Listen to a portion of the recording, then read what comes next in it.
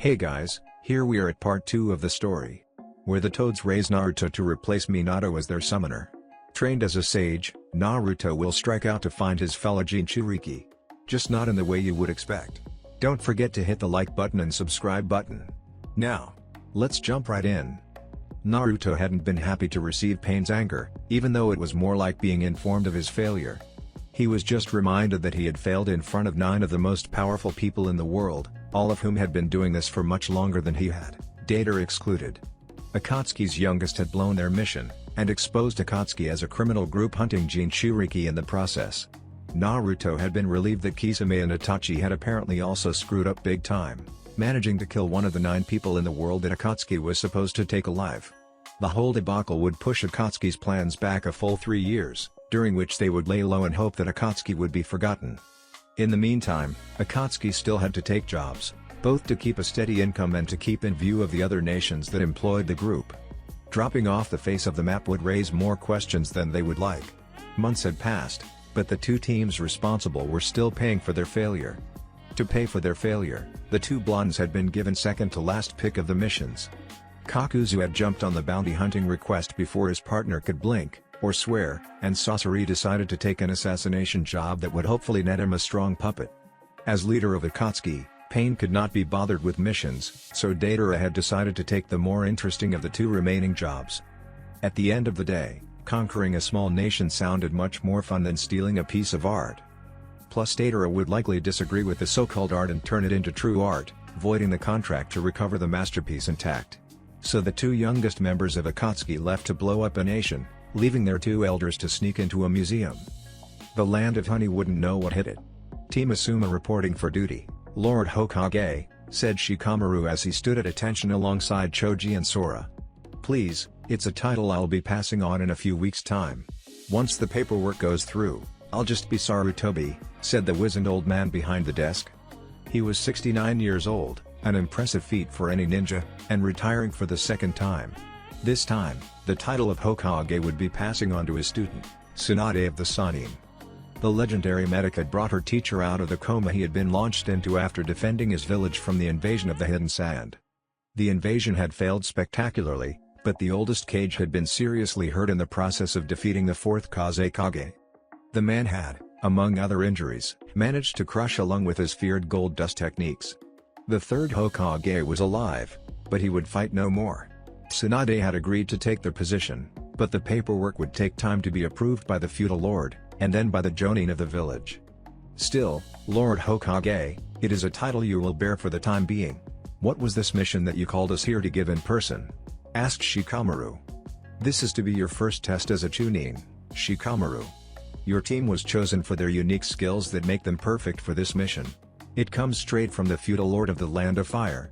Bear in mind that this mission involves a nation's governance, warned the 3rd Hokage. Shikamaru sighed as his slouch seemed to become even more pronounced. What a pain. The Jonin present decided to make their thought heard as well. Don't say that in front of Asuma's old man. Sora berated his teammate. Will we have time to eat on this mission? Chimed in Choji. Talking about food again? Asked Ino Yamanaka as she walked into the room along with the rest of her team. Why do you care? Asked Choji as he took an angry step forward. Besides, why are you guys even here? Asked Sora as he glared at the 1 male Jonin on Team 7. The Hokage called us in for a mission. It'll be our first rank above D in a while, not that you losers would be trusted with a mission even that important. Shot back the Uchiha. Yeah, Sasuke is the best around. It's amazing he isn't being given an even more important mission, like an A rank. Shrieked the pink-haired member of the team. Whatever. Retorted Sora. Our mission was a special request from the feudal lord himself. Beat that, you jerks. Actually, I think you'll find none of you will win this little argument. Interrupted the Hokage, reminding everyone of the present company. The 2 teams stood in a single line like the soldiers they were, and not the children they had been behaving like. Since you'll all be going on the same B-rank mission, no one can claim to be better than the others. Of course, as the only chunin here, Shikamaru will be leading this mission. The Hokage took a second to chuckle to himself at the incredulous expressions on the Genin's faces. The single chunin in the room looked like he might be sick. Now would you like me to explain what this mission is? Of course. Our apologies, Lord Hokage. Answered Shikamaru promptly. Please continue. Put bluntly, this mission will be a kidnapping. A young lord is being held in the capital of the Land of Honey. The mission will be to recover him from the Land of Honey, and bring him back to the Land of Fire. Due to political reasons that I won't bore you with, anonymity is required.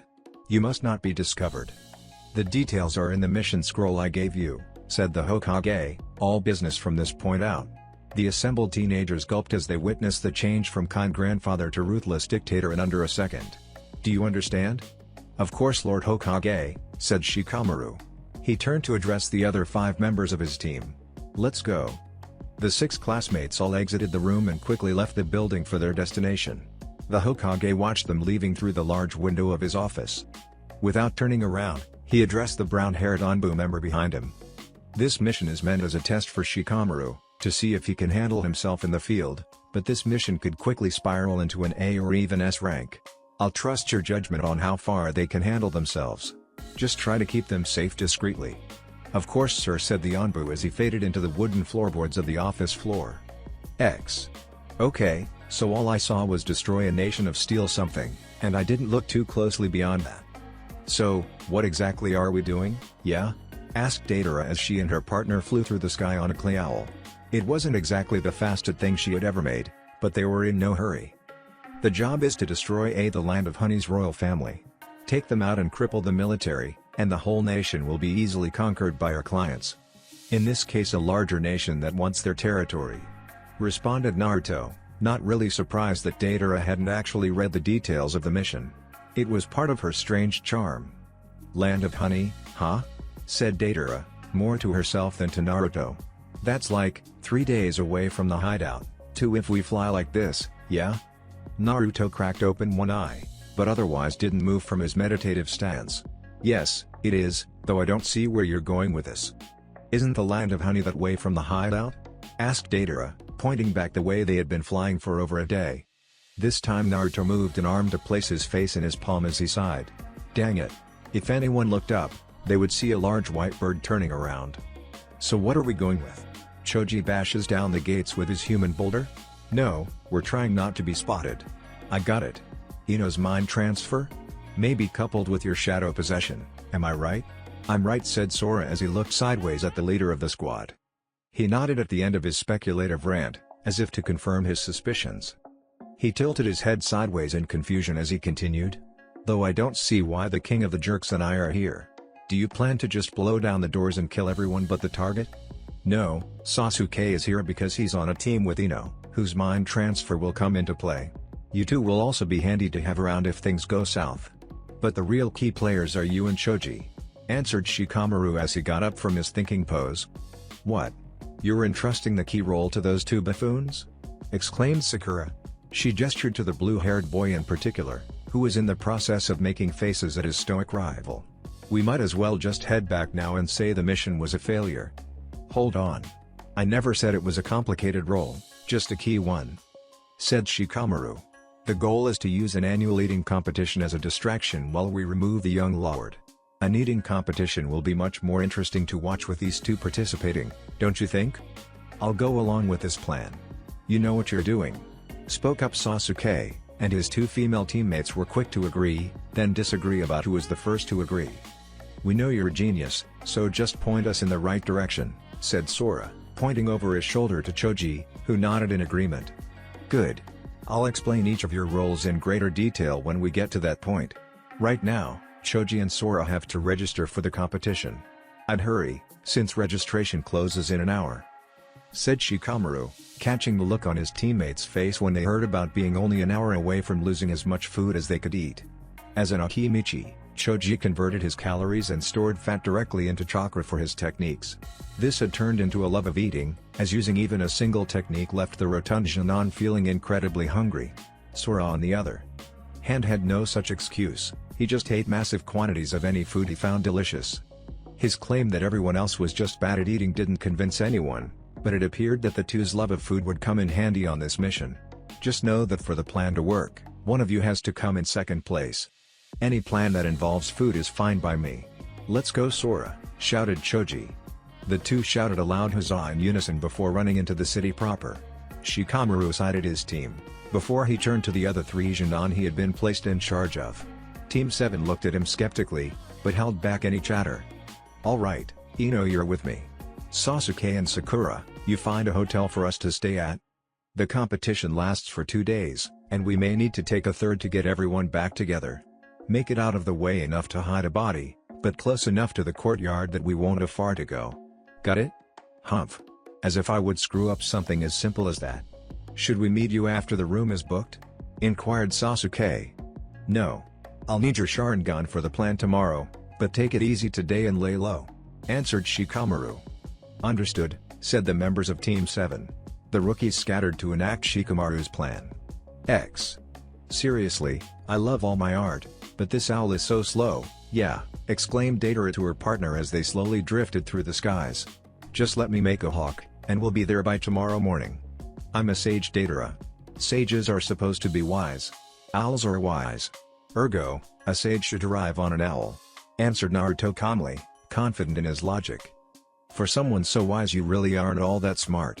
We'll be arriving in the capital to destroy everything. I don't think anyone will care if you arrive on an owl. And this owl will take us another 2 days. Let me make a faster bird already," argued Deidara. "No. Someone might care what we arrive on. We're S-rank ninjas, Deidara. We can't be seen as hyperactive kids who rush around everywhere. Besides, it's not like the land of honey is going anywhere. It'll be there in 2 days as surely as it will be there tomorrow," retorted Naruto. Deidara sighed into her hand before an idea came. "What about a compromise? A dragon would be faster than this owl, but not as fast as a hawk, and something so big would show more power. Plus, I hear dragons live forever, so it'll be plenty wise as well. What do you say?" "That is a brilliant idea," exclaimed Naruto as he jumped to his feet. "Let's do this." Deidara pulled out a large chunk of clay in each hand. In order to make a large enough dragon, she'd have to use both chunks. After infusing it with her special blend of explosive chakra, Deidara slapped her hands together. She always hated this part. She could never get over the feeling of being French kissed as the two hand mouths worked together to shape the clay. Still, true art required sacrifice. The dragon finally emerged, and Deidara threw it off the side of the owl the two were currently riding on. A large cloud of smoke accompanied Deidara's hand seal, and a large white dragon rose from underneath the two Akatsuki members. They jumped off of the owl and landed on the dragon, which then began flying at a much faster pace than the owl had been. "You were right, Deidara. This dragon will leave a much better impression," said Naruto as he resumed his meditation. "Glad I could help," mumbled the blonde artist, rolling an eye for emphasis even though Naruto couldn't see it. Choji and Sora looked at the massive piles of bean jam cakes piled before them, then looked at each other, then back at the food. The official in charge blew a whistle, and the food began flying into their mouths. Choji and Sora were digging in with the best of them, and all they had to do was finish the plate within the time limit. For the next several minutes, the two Shinobi were in heaven. "Well, they're doing their job rather well." Deadpan Ino. Shikamaru and Ino were hiding on the roof of the gatehouse that overlooked the courtyard where the competition was taking place. The first section of the challenge was solely for observation and identifying the targets. "What is my part in all this going to be, now that we have time to chat?" "See that little kid over there?" asked Shikamaru, gesturing to a young child in the spectator's box alongside a small girl and an older man who was clearly the lord of the land of honey. Looking closer, she could also see a grizzled samurai standing guard in the shadows. "He's the young lord we're trying to recover. Near the end of the finals, you'll use your mind transfer to get him alone. The bodyguard will follow to make sure he's trying to make a break for it, but Sasuke's Sharingan should be able to catch him in a genjutsu long enough to get him out of the way." "What, you mean kill him?" asked Ino, incredulous that her childhood friend could be so heartless. "No. The point of not being seen is to leave no evidence. A corpse would point to ninja, and the hidden leaf is the only possible suspect within the area that would be hired," pointed out Shikamaru. "No, a genjutsu is the answer here as well. I just hope Sasuke can handle such delicate work." "Of course Sasuke can handle this. He could handle anything. Though delicacy isn't exactly his strong suit," admitted Ino. "But Sasuke can definitely do it." "Let's hope he can, or this entire plan will fall apart," muttered Shikamaru. Sora and Choji were oblivious to all of this, and were pressuring the referee to give them some more ramen before that phase of the competition. When he explained that they'd have to wait until tomorrow, the two undercover Shinobi looked absolutely crushed, but quickly perked up at the thought of more food tomorrow. The group met at the hotel Sasuke and Sakura had picked out, which fit Shikamaru's specifications perfectly. The plan was relayed to everyone, even the two that would just be eating. The only requirement of them was that one of them win second place, in order to get the runner-up prize.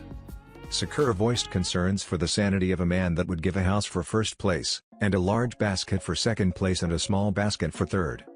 Shikamaru responded that the sanity, or lack thereof, of such prizes was inconsequential, all that mattered was that those were the prizes. The young lord would be snuck out inside the large wicker basket, which Choji or Sora would take upon winning second place. The two would exit with the young lord, still inside his basket, after the competition, just some country folk who would come in for the free food. The genius of this plan was its simplicity. Shikamaru only hoped that the simplicity made it easy to pull off, and didn't make it transparent as a glass wall. "So after we catch a Jinchuriki, what do we even do?" asked Deidara, sitting in a thinking position as their dragon lazily soared through the skies. "I mean, I know we need them alive, yeah. But why? We seal their tailed beasts. It kills the Jinchuriki, but we need them alive until then, otherwise it won't work," answered Naruto, opening his toad-like eyes and cracking his neck. "A tailed beast won't stay sealed inside a dead host. If the seal is weak enough, you'll be fighting a full-powered tailed beast. If it's too strong, the tailed beast dies and has to reform. The stronger the beast, the longer that process takes." "I know that, yeah. I listen to leaders' briefings," shot back Deidara, annoyed at her partner's low opinion of her intelligence. "I meant, how do we seal them? Do we have, like, a big jar or something?" Naruto was actually stumped by this question, as Pain had not yet told any of them how they were to actually seal the tailed beasts once they were acquired. And Naruto was sagely enough to admit when he didn't know. "I actually have no idea. Maybe we seal them in a jar or something," he speculated.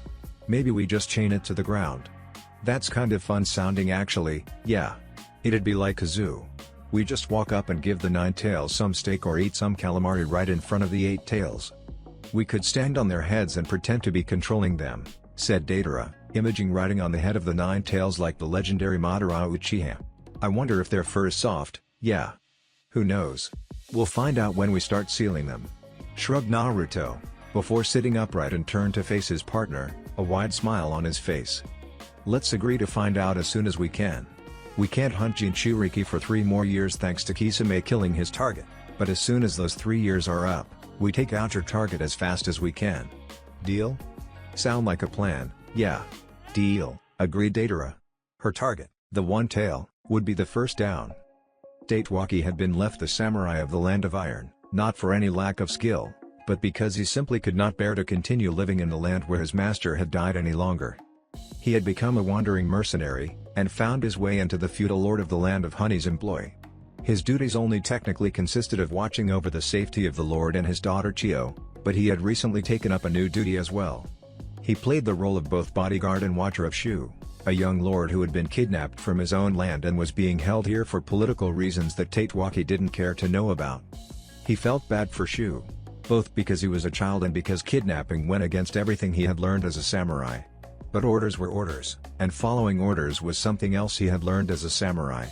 The eating contest, despite its conceptual idiocy and security risks, proved to be something Tatewaki was enjoying. Mainly because Shu was enjoying it, especially the apparent rivalry between 2 of the contestants, who were no older than Shu was. The blue-haired one had less of the frenzy that his rival had about him, but still managed to keep pace with the chunkier brown-haired boy that was his main competition. The 2 had easily blown through the preliminaries, and were dominating the finals. Despite the seemingly mundane task of eating being the main spectacle here, the seriousness with which it was treated by the 2 boys and their fellow competitors made it rather interesting to watch. Which made Tatewaki suspicious when Shu suddenly stiffened before declaring he had to use the restroom. This in itself wasn't odd, but the finals were drawing to a close, and it was a tight race. Shu had seemed incredibly excited to see who emerged victorious, but suddenly dropped all emotion for a second and made an excuse to leave. It didn't add up in Tatewaki's book, and when something didn't add up, a samurai knew that ninja were somehow involved. Perhaps it was some strange mind technique that could be employed remotely, but no ninja, mind trick or not, would get past him to Shu. Tatewaki silently slipped out of the royal booth, as was his duty as silent protector, and followed the young lord to what appeared to be not a restroom, but a theater room. He entered the room right behind Shu, the door blocking his view for a split second, but that was enough for the young boy to disappear. Datewaki knew something was amiss and drew his katana, getting into a ready stance and looking around for Shu, or anyone else for that matter. "Look behind you, fool." Datewaki was surprised by the mocking voice that rang out behind him. He did as the voice said and turned around, but had his sword already coming down in an overhead slice that would cleave the speaker in half. He never got the chance however, as the act of turning brought him face to face with a disembodied pair of blood-red eyes. 3 black dots swirled in each eye, and Datewaki felt himself losing control of his own body. Then he felt nothing.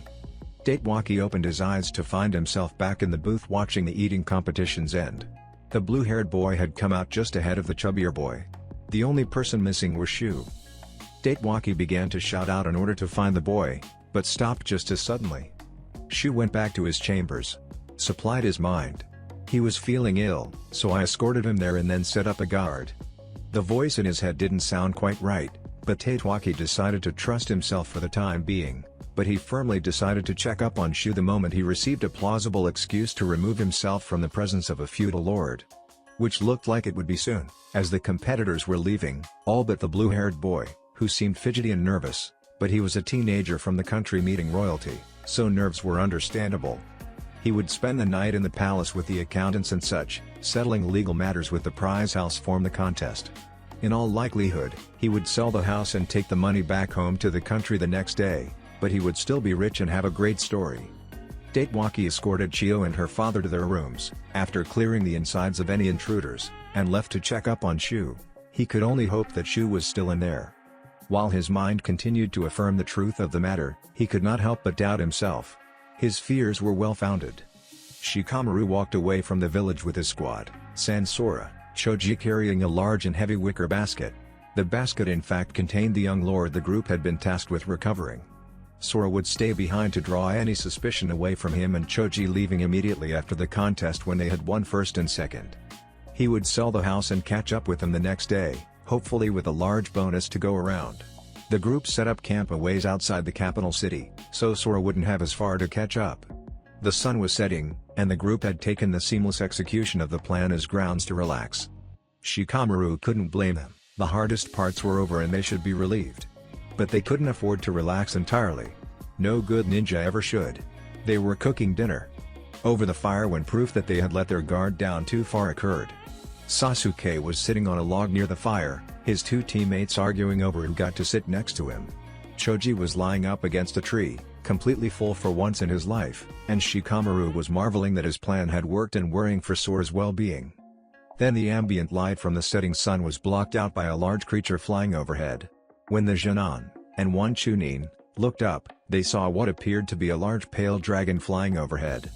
They ran to the edge of the forest, a hill that overlooked the city, and saw hundreds of small specks fall off the distant dragon. They dispersed across the city, going on their own power most of the way. Then the capital city of the land of honey exploded. In the span of 1 second, it had gone from a thriving and sleepy city to a flaming nightmare. Sasuke and Shikamaru shared a look, and an unspoken understanding passed between them. Shikamaru grabbed Choji and Ino, pulling them back into the woods.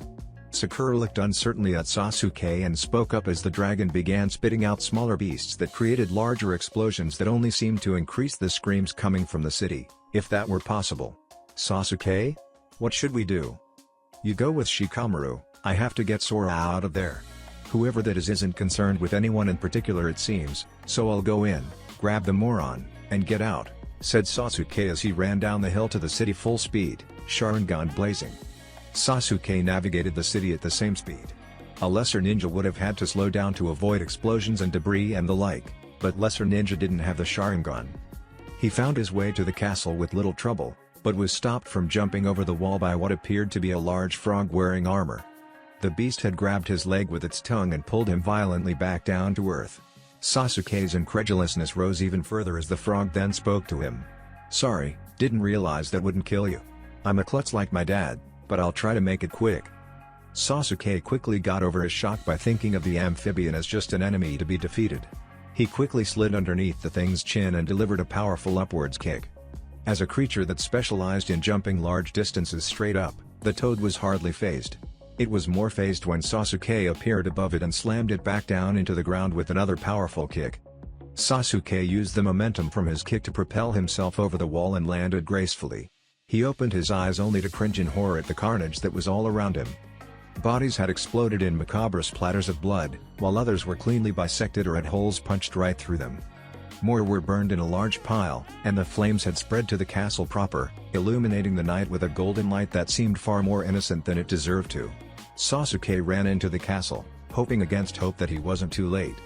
The first thing he noticed when he entered the antechamber was that the large metal door that guarded the feudal lord's throne room were knocked down. One had a blast mark on it, and the other was deeply dented.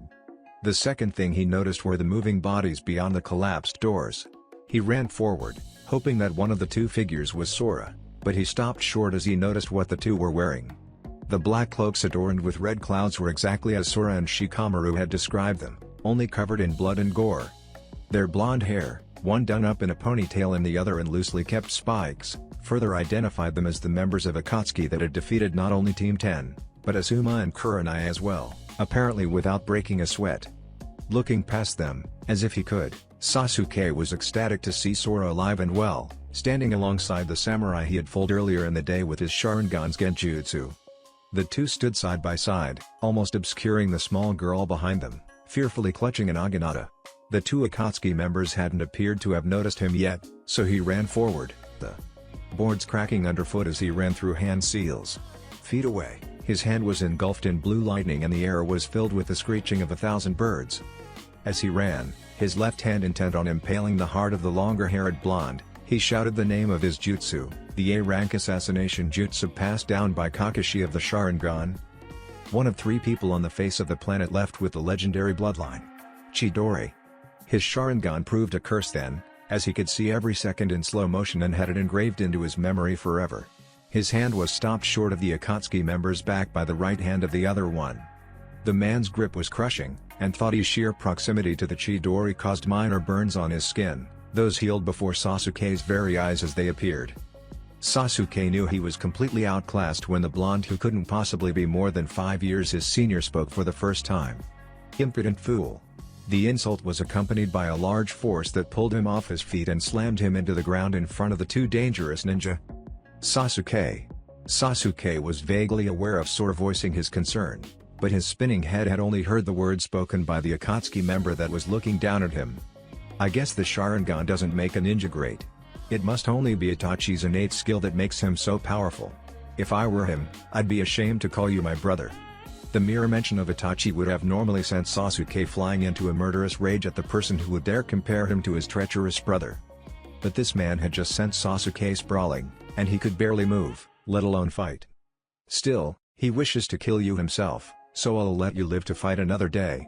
But don't show up with these paltry skills, or he won't even have to open his eyes. The Akatsuki member's foot came down at Sasuke's stunned face, and he fell into unconsciousness. Naruto turned to the Jinchuriki and the samurai that were guarding the last member of the royal family. We aren't able to capture you at the moment, Ninetales, so step aside and we'll let you take Uchiha friend and leave. And let you murder this girl? No way, shouted Sora at the two Akatsuki members that were assigned to capture him. I'll die before I let you kill a defenseless little girl. Ha! How many do you think my art got, yeah? Asked Deidara, doubled over with fake laughter as she faced her partner. She straightened up and turned back to Sora. We're S-rank missing ninja who get employed for war. If you want us to stop killing, you'll have to kill us, and that's not happening. Sora's clever and stubborn retort was cut off by Naruto's controlled combat voice. Let's go, Deidara. What?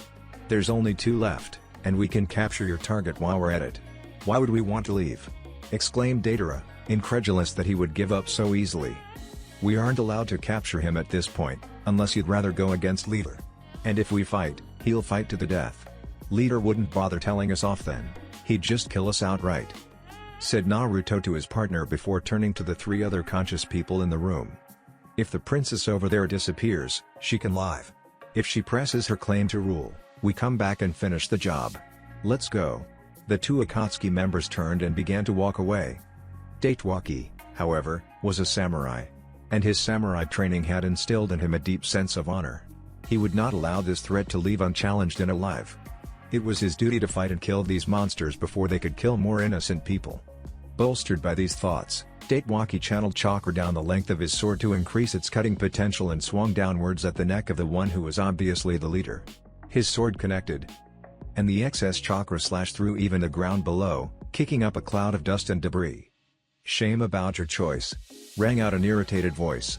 Tatewaki's eyes widened in shock as the dust settled and he saw that his sword hadn't decapitated the Akatsuki member.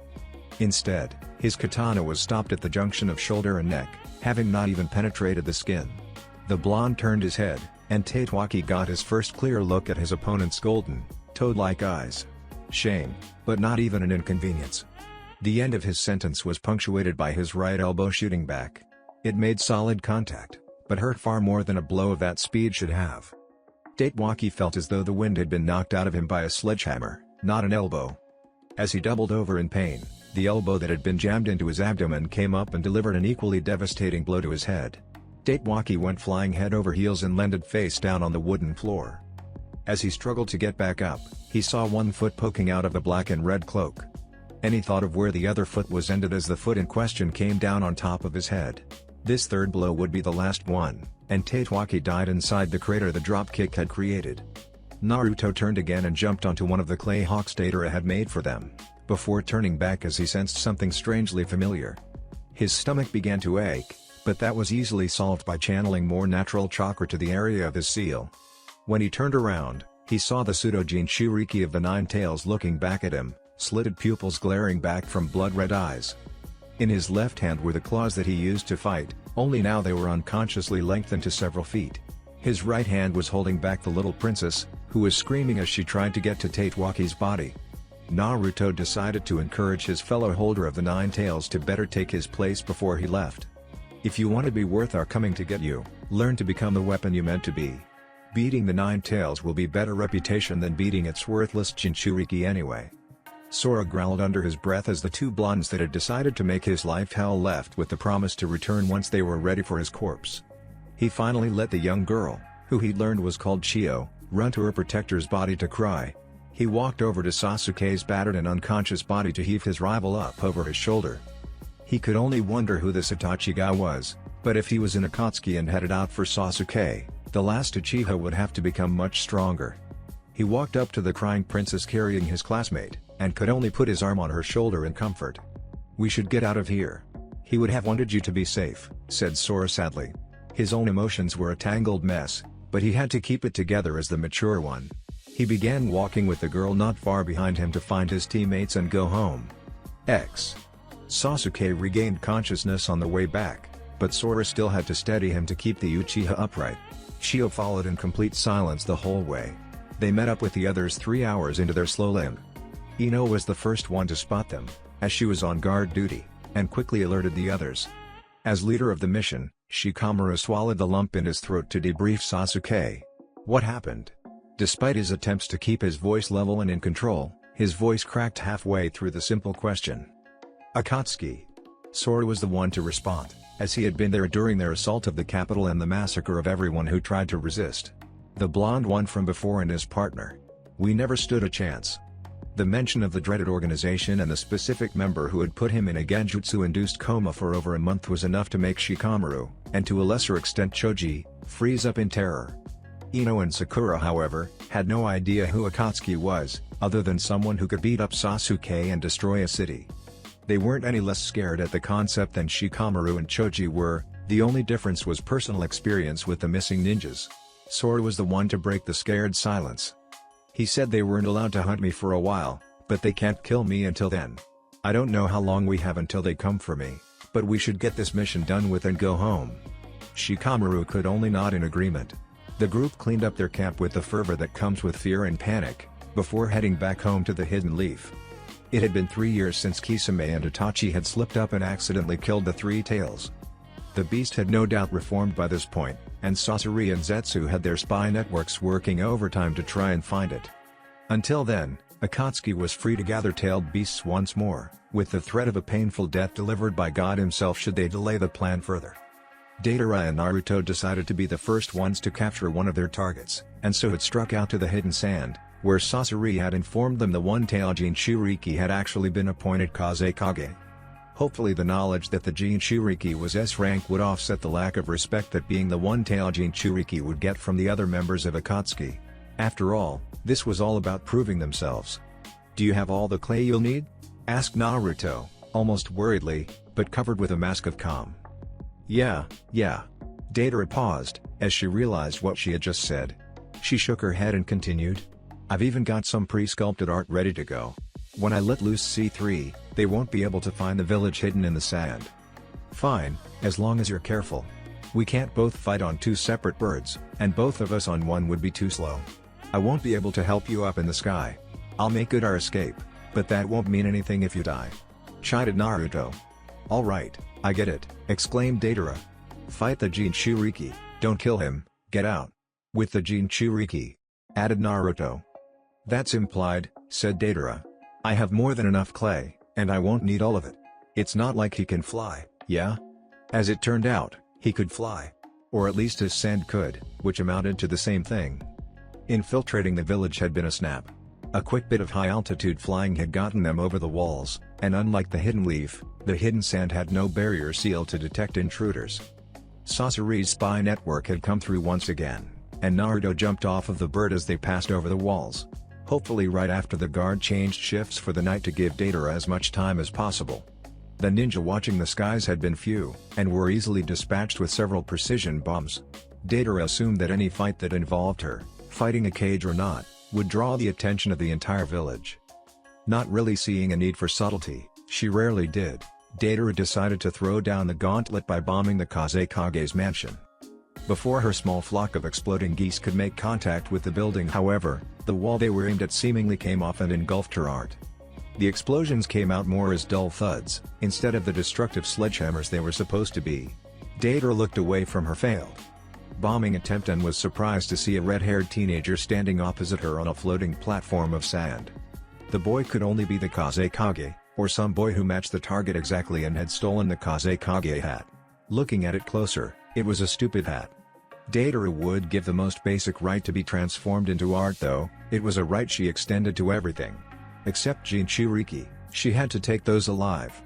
Deidara was taken from her mental meandering by the large stream of sand that shot towards her from the mass of grains in front of the Kazekage. As she absent-mindedly sent her hawk into a steep dive to avoid it, she continued thinking about the kid she was supposed to capture, and later kill. He was quite the looker, but she was out of his league anyway, in more ways than one. It would still be a shame to rob him from the girls of his village. Maybe she'd leave them the hat. It looked stupid anyway.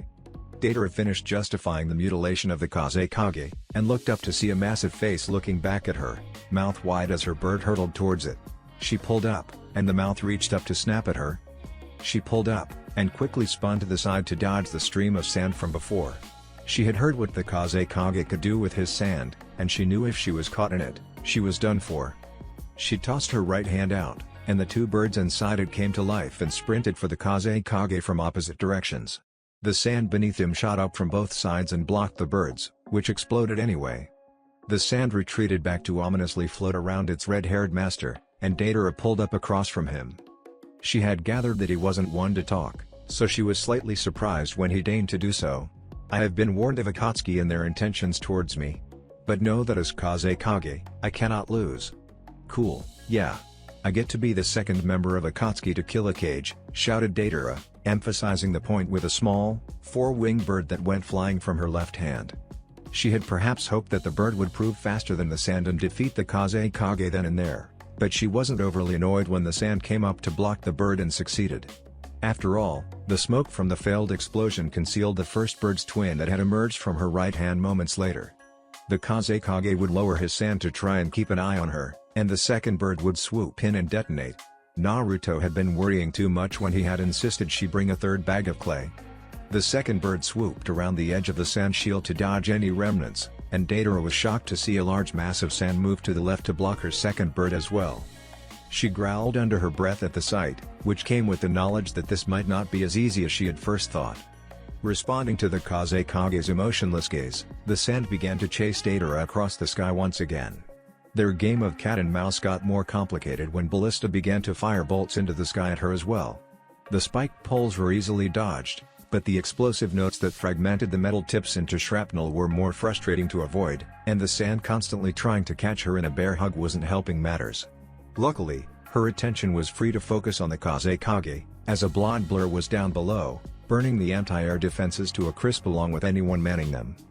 The Hokage's expressionless gaze contorted to one of anger as he saw his people being killed, and Deidara saw a tendril of sand shoot out to catch her partner down below. "Oh no you don't, yeah," shouted Deidara, as more four-winged dart flew quickly at her opponent, forcing him to recall his sand. "I'm you opponent here." The Hokage was more than glad to try and vent his frustrations on her.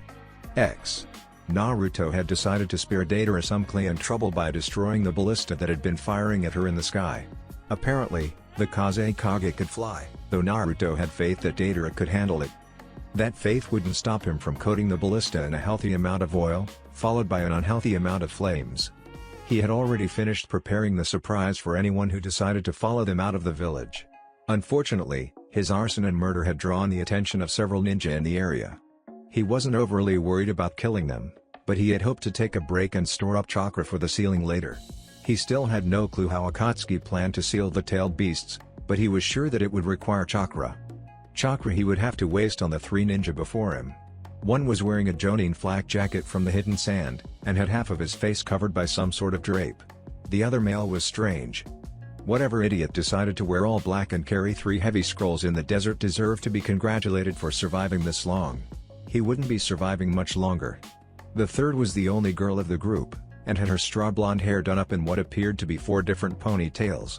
Her large war fan told all that she was a large area wind jutsu user. The 3 monsters that came out of the stupid one's scrolls were similar to Sasori's puppets, and Naruto finally understood his ridiculous get-up. It was still stupid, but the puppet user was apparently supposed to be some sort of bunraku puppeteer. The 3 looked around the flaming rooftops where Naruto had loosed his devastation in horror, before focusing on the cause in anger. The first to attack was the girl, swinging her fan in a wide arc. The sweep sent out a wave of slicing air, but the blades were so dispersed and weak that Naruto was just able to stand there and take it like a gentle breeze. The second to move was the idiot, or more specifically his puppets. The 2 human-shaped ones shot forward, clacking the whole way in a manner that rather made Naruto want to smash them to bits. After circling him pointlessly, they loosed a barrage of senbon and kunai which, while no doubt poison and lethal, bounced off Naruto like he was a brick wall. One of the puppets sprouted 6 arms and moved to attack with blades that emerged from the inside of the arms. Naruto sensed the other puppet come up behind him, chest cavity open wide to swallow him whole, and smashed the worthless puppet to pieces with a single punch backwards. The first puppet caught him in bear hug, but the blades all shattered harmlessly. The puppet quickly went the way of the first, but the pieces floated back together in front of the puppeteer. The girl bit her thumb and drew it across her fan, which Naruto could only assume was some unorthodox summoning contract. The first thing to emerge was a paper lantern that was followed by some pirate weasel wielding a scythe in its mouth. If he didn't sense the enormous and focused amounts of wind chakra applied to the blade, Naruto would feel like cuddling with the adorable little thing. Before the small beast could chop off his head, or at least attempt to, Naruto jumped forward and brought his legs into a tight curl to dodge the blade of wind that passed harmlessly over him. Naruto delivered a powerful mule kick that certainly broke several ribs, as well as pulped some organs, to the Jonin that had tried to sneak up on him. The intense pain broke his concentration on the weak genjutsu that had taken his place over by the other 2 while the puppets had attacked Naruto. The weasel was still quickly approaching Naruto however. The ridiculous one's large puppet, an armor type if he remembered Sasori correctly, had also breathed a stream of flames into the blast of wind, making it even more deadly. Naruto ran through several hand seals in midair as he continued through his kick. He finished as he landed, and slammed his palm on the ground. The weasel's sides shattered upon contact with the stone toad statue that Naruto had summoned beneath him. The burning, cutting wave of death was right behind it, and Naruto could feel the heat coming off of it. He could have taken the blow easily, but his Akatsuki cloak, while durable, wasn't invincible. And while bearing their attack head-on would be impressive, continuing the fight in the nude would be considerably less so. Naruto decided to have some fun and show these impudent fools what a real wind jutsu is and ran through the hand seals for one of his favorites. Sage Art, Wind Style, Bunker Buster. Naruto's cheeks expanded as he mixed the 3 chakras and converted it into wind natured. Sage Chakra. Seeing the jutsu spit out of his mouth, The puppeteer beckoned to the blonde girl, and the two hid inside his remaining puppet, confirming Naruto's suspicion that it was an armor-type puppet. Not that that wasn't exactly what he had been counting on. The ball of wind chakra hurtled towards the large armored puppet, but Naruto only smiled and assured victory. The Bunker Buster was a jutsu he had developed specifically for destroying enemies in enclosed spaces that were thought to be safe. The jutsu performed its function perfectly, as it punched a hole clean through the metal shield to enter the safe area. Naruto appreciated the reaction time of the two inside, as the wind hadn't even fully penetrated the armor before it opened and the two started to jump out. It was quick, but ultimately useless. The second stage of the jutsu activated then, expanding rapidly and violently, theoretically crushing everything inside the bunker against the very walls that were supposed to keep them safe. It was a technique designed for small spaces, so the open air made it far less lethal, and in reality it only stunned the two Jonin and sent them flying. Naruto resolved to finish the job and head back to the rendezvous with Deidara. After all, the other members of Akatsuki would no doubt be moving in on their targets. Naruto was looking forward to interrupting them with news of their junior's success. Naruto even planned to tell Sasori to hurry up with his own capture, and maybe throw in an art comment, just to piss off the puppeteer. The battle in the skies was considerably less one-sided. The Kazekage had certainly earned his title, though Deidara was willing to guess his defensive skill was his strong point. Even with the redhead sparing glances to check up on Naruto's clash below, Deidara had to use more clay than she would like to even keep his attention on her. And he had still blocked every single one. It was like the sand moved of its own accord to protect him. That last thought gave Deidara an idea. An awful idea. Deidara got a wonderful, awful idea. She had been focusing on the Kazekage as her opponent, but if the sand was autonomous, the sand was her real opponent. The Kazekage just controlled it. And if he could get it to hang around him and block her bombs, he was the only who could get it away from himself. She continued the complex aerial maneuvers that had kept her out of the realm of certain death as she prepared a lot of smaller clay birds. She loosed the bombs, and the Kazekage's sand pulled up around him, but suddenly stopped when he saw where the birds were headed. The Kazekage's eyes widened in fear, not for himself, but for the innocent spectators that were Deidara real targets this time. He was forced to rely on a large amount of sand from the desert ground to prevent the explosions from leveling a good portion of the city. To Deidara's eternal ire, the sand still had enough speed left to block the four-winged bird that she had sent straight at the Kazekage. But the sand had definitely been sluggish. She just needed to take more of his concentration. As much as she hated to resort to such extreme measures, it would appear she would have to bring out the big art. "Guess you value their lives pretty highly," Deidara shouted over to the Kazekage, who glowered in return. Unperturbed, Deidara continued to bait the Kazekage. "Let's see if you value their lives above yours." Deidara pulled out one of her pre-made sculptures, a bell-shaped masterpiece, adorned with wings and face of artistic despair. Realistic? Not at all. True art? It would be in a moment. The already large sculpture grew to enormous proportions on its descent to the middle of the village when Deidara made the first seal. The second seal was the signal to detonate. The Kazekage lifted his arms sharply into the sky as the large mass of art Deidara had affectionately dubbed C3 exploded into a brilliant ball of flaming death. The brilliant light was blinding to Deidara's uncovered eye, but her eye scope easily filtered the light, allowing her to use the distracting explosion to launch her second, smaller and faster, piece of art at the Kazekage. If he hadn't used his sand to block the massive bomb below, Deidara had no illusions that her most recent bomb would have no luck at all. The hidden sand would be gone, but the Kazekage would be fine. But if there was one thing she had learned as the Tsuchikage's apprentice, other than the fact that old people didn't understand art, it was that the village came first. Her suspicions were confirmed as she heard her bird exploded against within a foot of the Kazekage's chest, blocked by only a few grains of sand. The light faded, and Deidara could better see the massive shield of sand that the Kazekage had used to completely block her C3. She looked over at the redhead to make sure he was out of it before moving in to capture him. Deidara was shocked to see him not only airborne, but clinging to consciousness and trying to manipulate his sand again. At first Deidara looked around in terror to find the sand that was no doubt attempting to crush her at the moment, but she then noticed that he was actually moving the mass of sand away from its current position above the village. He was actually trying to keep the sand from falling on the village and hurting people. Deidara was awestruck that he would go to such lengths to keep his village safe. She could respect that, and took the struggle to move the sand as an unspoken last request. With great effort, The Kazekage moved his sand outside of the village's outskirts and finally allowed it to fall. Datara bird flew underneath the young village leader and caught him out of his freefall.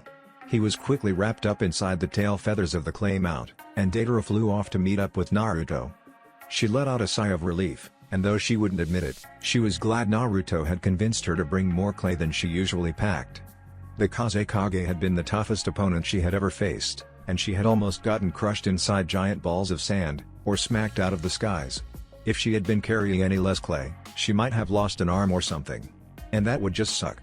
Hidan stood above his latest tribute, a man who apparently had a rather large bounty on his head.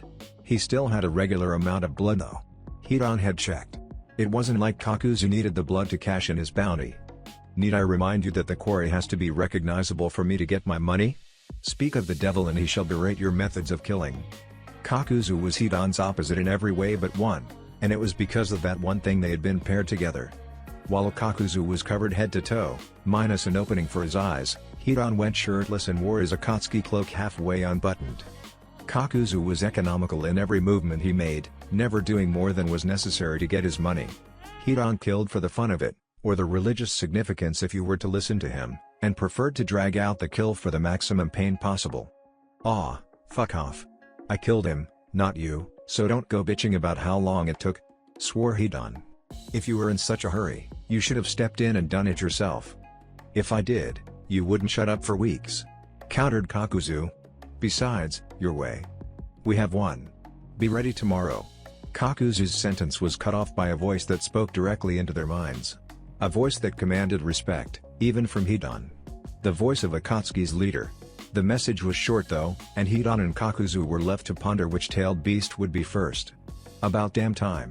As expected, Hidan was the first to resume the immortal banner. "Who do you think it was?" "Probably those two blonde idiots were the first to try, though if that's the case I'm surprised they succeeded," answered Kakuzu absent-mindedly, hoping he had enough time to cash in his bounty before they began the whatever it was they did once they captured a tailed beast. "Hey, this guy's bounty that it isn't that art freak and the sage. You up for it?" questioned Hidan as he poked Kakuzu's stomach with his elbow. This kind of disrespect would usually cost someone their life, but Hidan would probably enjoy Kakuzu's effort more than he would expire from them.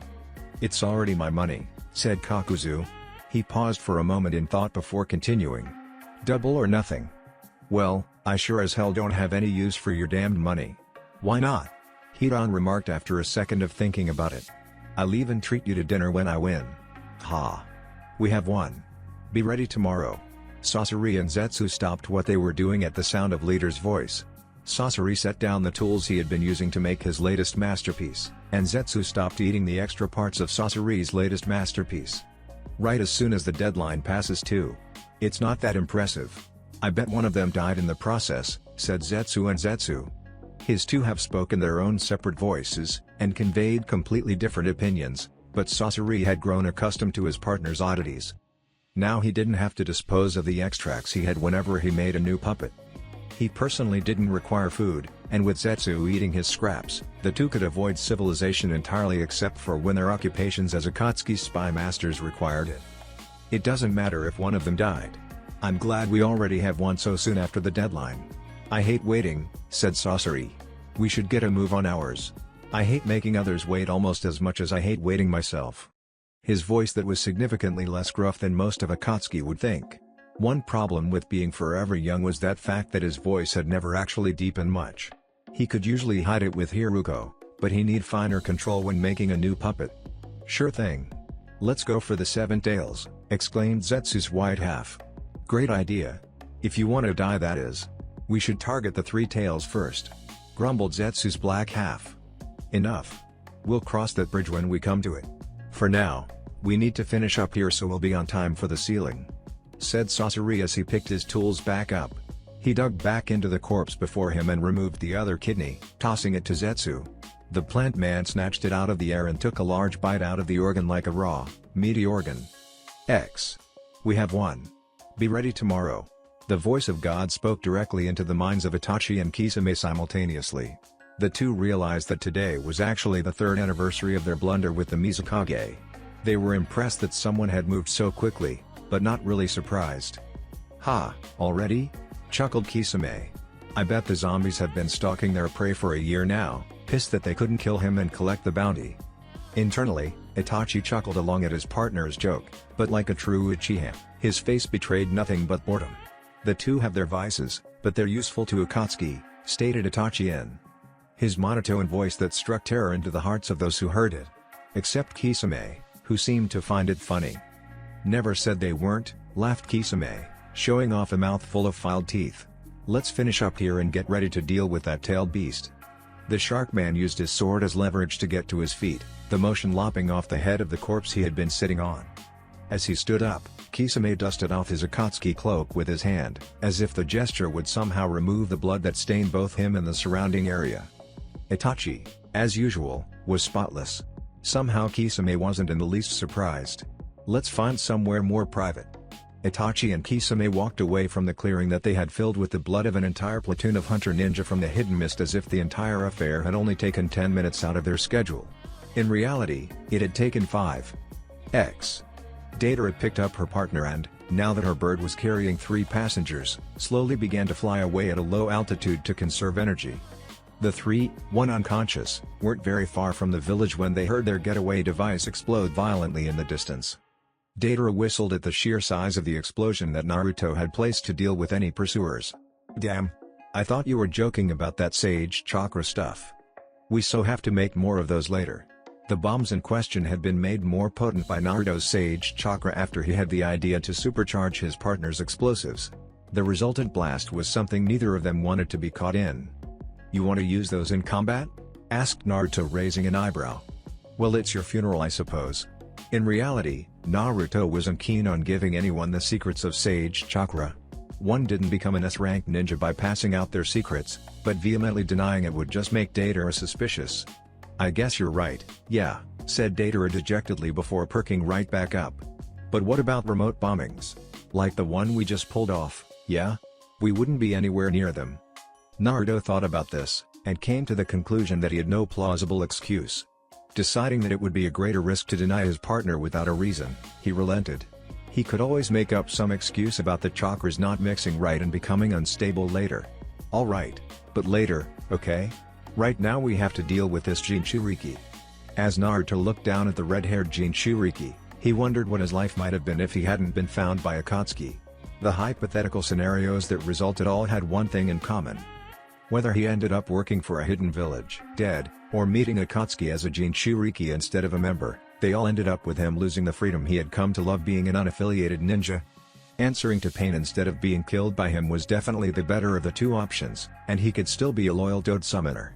He felt some remorse about fighting the Hidden Leaf, which the Toads were currently allied to via Jiraiya, but Fukasaku had reassured him that there was nothing new about this kind of situation. This had reassured him about the correctness of his actions, but he was still uneasy about actually fighting Jiraiya. The man was also a sage, but with about 50 years of experience more than what Naruto had. He had run the fight through his mind hundreds of times, and he usually lost. He had trained for that fight though, and had developed several strategies to at least increase his odds of survival. Naruto was broken from his mental worrying by 2 familiar chakra signatures quickly approaching the Akatsuki members. He stood up and jumped off of the bird without ceremony. Deidara stopped and turned to her partner quizzically. I wasn't as thorough as I should have been, said Naruto as he faced towards the 2 approaching hidden sand ninja. I'll catch up later. Deidara shrugged but decided that Naruto could take care of himself and left. She had only made it several meters when the reason for Naruto's departure became obvious. Give us back our brother. The blonde-haired Jonin shouted, emphasizing her point with a large swing of her slightly tattered fan. The boy's slightly broken puppets let out a barrage of senbon and kunai that were propelled by the wind.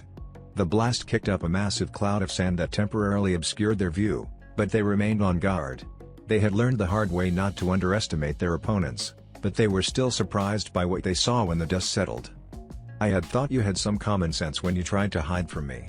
You had just been doing your job, and I had no real reason to add 2 more to the body count, said Naruto, completely unscathed despite the weapons surrounding him and the large gashes that dug trenches in the sand around him. Glaring at the 2 so fiercely they took a step back, he continued. But now I see I have no option but to rid the world of your idiocy. Naruto's hands were a blur as he ran through the hand seals, clapping them together loudly on the last one. His chest swelled as he reared back to let loose his technique. Sage Art, Toad Oil Wave. Naruto forcefully spat out the golden liquid as a veritable wall, leaving no hope of dodging. The girl swung her fan, but the tattered fan could only put up a token resistance against the Sage Chakra-powered technique. The two were doused in the oil easily, but were otherwise unharmed as the wave passed. They wiped the oil from their eyes in time to see their opponent launching another technique, this one not as harmless. Sage Art, Majestic Flame Devastation. This jutsu required only a single hand seal, and was nearly unavoidable. The only downside was the sheer amount of chakra it literally burned through. As a sage though, that wasn't really a concern for Naruto. The wave of flames launched towards his unfortunate opponents, who tried to move out the way. They found to their horror however, that the oil also doubled as a high-powered adhesive, and they could only stand and watch as their doom came hurtling towards them. Naruto watched as the flames passed over his enemies, burning the oil quickly and hotly. The flames were quickly blown out by a strong wind though, at least on the boy. Naruto eyed the girl in surprise before she collapsed to the ground. She had used the last of her strength to put out the fires on her brother. It was a meaningless effort though, as Naruto walked up to the boy with the intent to finish him off. He was shocked to see that the boy was not only still alive, but actually fighting to remain conscious. Naruto decided to taunt his opponent a bit more before sending him off, in light of the fact that he had let them go once already. "I'm feeling generous," said Naruto, which was a complete lie. "So I'll give you a choice. Should I kill you now, or let the wounds kill you slowly?" Naruto was impressed by the sheer tenacity the puppeteer showed in actually responding. Off. The response was less than eloquent, and Naruto glared angrily. Insulting him was basically insulting Akatsuki. Out of the respect he had for the organization, even if they would kill him should they discover his Jinchuriki status, that could not be allowed to stand. "Now then," said Naruto, emphasizing the point with a solid blow powered by Sage Mode. It might not have been as eloquent as Sasori's poison or as extreme as Deidara art, but hitting anyone in the back of the head with the force of a wrecking ball would result in death. He leaned down and whispered to the body of the black-clad Jonin. He was certainly dead, but Naruto could pretend that he was giving a fellow warrior a bit of reassurance. "You were either stupid or brave to fight me like this. I killed you for the stupidity, but for the bravery, I'll leave your sister alive. The wounds will still kill sooner unless the hidden sand has some good medics. It was more stupid than brave anyway." Naruto stood and began to walk away from the carnage he had wrought upon the dunes, leaving one corpse and one unconscious body behind him. He looked around to make sure there was no one watching, and then broke out into a sprint. Deidara could cover some serious ground, and he was running behind. "Think we're ready?" A pair of onyx eyes looked back at the speaker questioningly, who in turn decided to clarify. "To take on them?" "Akatsuki?" "Not at all," responded Sasuke grimly, before smirking. "I'm prepared to take out the entire organization, but you might want to sit this one out." Sora tried to lightly punch the Uchiha in the shoulder for his smug attitude, but they were both winded from their test, and it came out as a badly aimed swing that swished harmlessly past. Realizing he had no physical strength left, the blue-haired Jinchuriki decided to bring the spar back into the realm of words. "Shut up. We totally got this. I've just been training," mentioned Shikamaru, who was significantly less tired than his friends. "It's you two that have been trying to match S-rank ninja in such a short amount of time." After the events in the Land of Honey, Sora had begun to take his training far more seriously. Sasuke had joined them after both of his teammates left to study medical techniques under the new Hokage. With no one to train against, he had found his way to Team 10, and he and Sora had become decent enough friends over the last 3 years of non-stop training. Their goal to surpass both each other and Akatsuki drove them head and shoulders beyond Shikamaru and Choji, who continued training as they would have otherwise. Kakashi and Asuma chuckled at their students' antics. "I can't believe they managed to get the bells from you because of a book, Kakashi. Exploiting your opponent's weaknesses is one thing, but that was just sad," said Asuma as he turned to his ko-sensei. The two had quickly decided to work together in training their pupils to defend themselves against the organization of S-rank ninjas that wanted them both dead. Kakashi wasn't one to be bested so easily, and fired right back. "Oh? At least my student isn't better at my technique than I am. Maybe you should work on your flying swallow a bit more." The one-eyed Jonin was smirking at him, but that mask prevented Asuma from seeing it. He could tell though, it was in the eye. Any further banter between the sets of rivals was cut off by the abrupt arrival of Sasuke's two teammates. Sakura was the better medic of the two, and was the first to speak. "Guys, the Hokage wanna see us all right now." The urgency in her voice was poorly masked, and the whole group was slightly taken aback by the sudden summons. "What's wrong?" Choji recovered before the others and spoke up to inquire what was wrong, as befitting his kind nature. Lady Tsunade will fill in the details, but it's something to do with the hidden sand, and Ino trailed off, unsure whether or not to continue. She steeled herself after a moment and spoke the last dreaded word. "Akatsuki." The mention of the S-ranked ninja had the attention of all present. Sora and Sasuke in particular wasted no time in getting to the Hokage's office as quickly as possible. Choji and Shikamaru were off a second later, though with less urgency and more complaining. Kakashi and Asuma eyed each other for a moment and decided then and there that no matter what happened, they would keep their students safe. 3 days? Exclaimed Deidara. "We stand here doing nothing for 3 days just to move the tailed beast 20 feet into a statue? Didn't people invent Jinchurikis because stuff like statues couldn't hold tailed beasts?" Pain stood in the face of the tirade calmly, then answered in a voice that commanded respect, "Whether you wanted to give it or not. This statue was uniquely suited for containing the tailed beasts. And unless you'd prefer fighting a tailed beast one-on-one, you would be wise to follow the 3-day schedule." The statue certainly looked unique, like some kind of demon fresh from the torments of hell. From the bit in its mouth, to the 9 eyes in its head, to the chained hands, the statue was the stuff of nightmares. Besides, it may take less time, with all 10 of us. The seal will be balanced with 10 sources of chakra, and we might be able to speed things along. Elaborated Konan, her amber eyes being the only discernible feature on the projection cast via their rings. "Well then, let's get a move on. I hate waiting," said Sasori as his silhouetted figure reappeared on the statue's left thumb.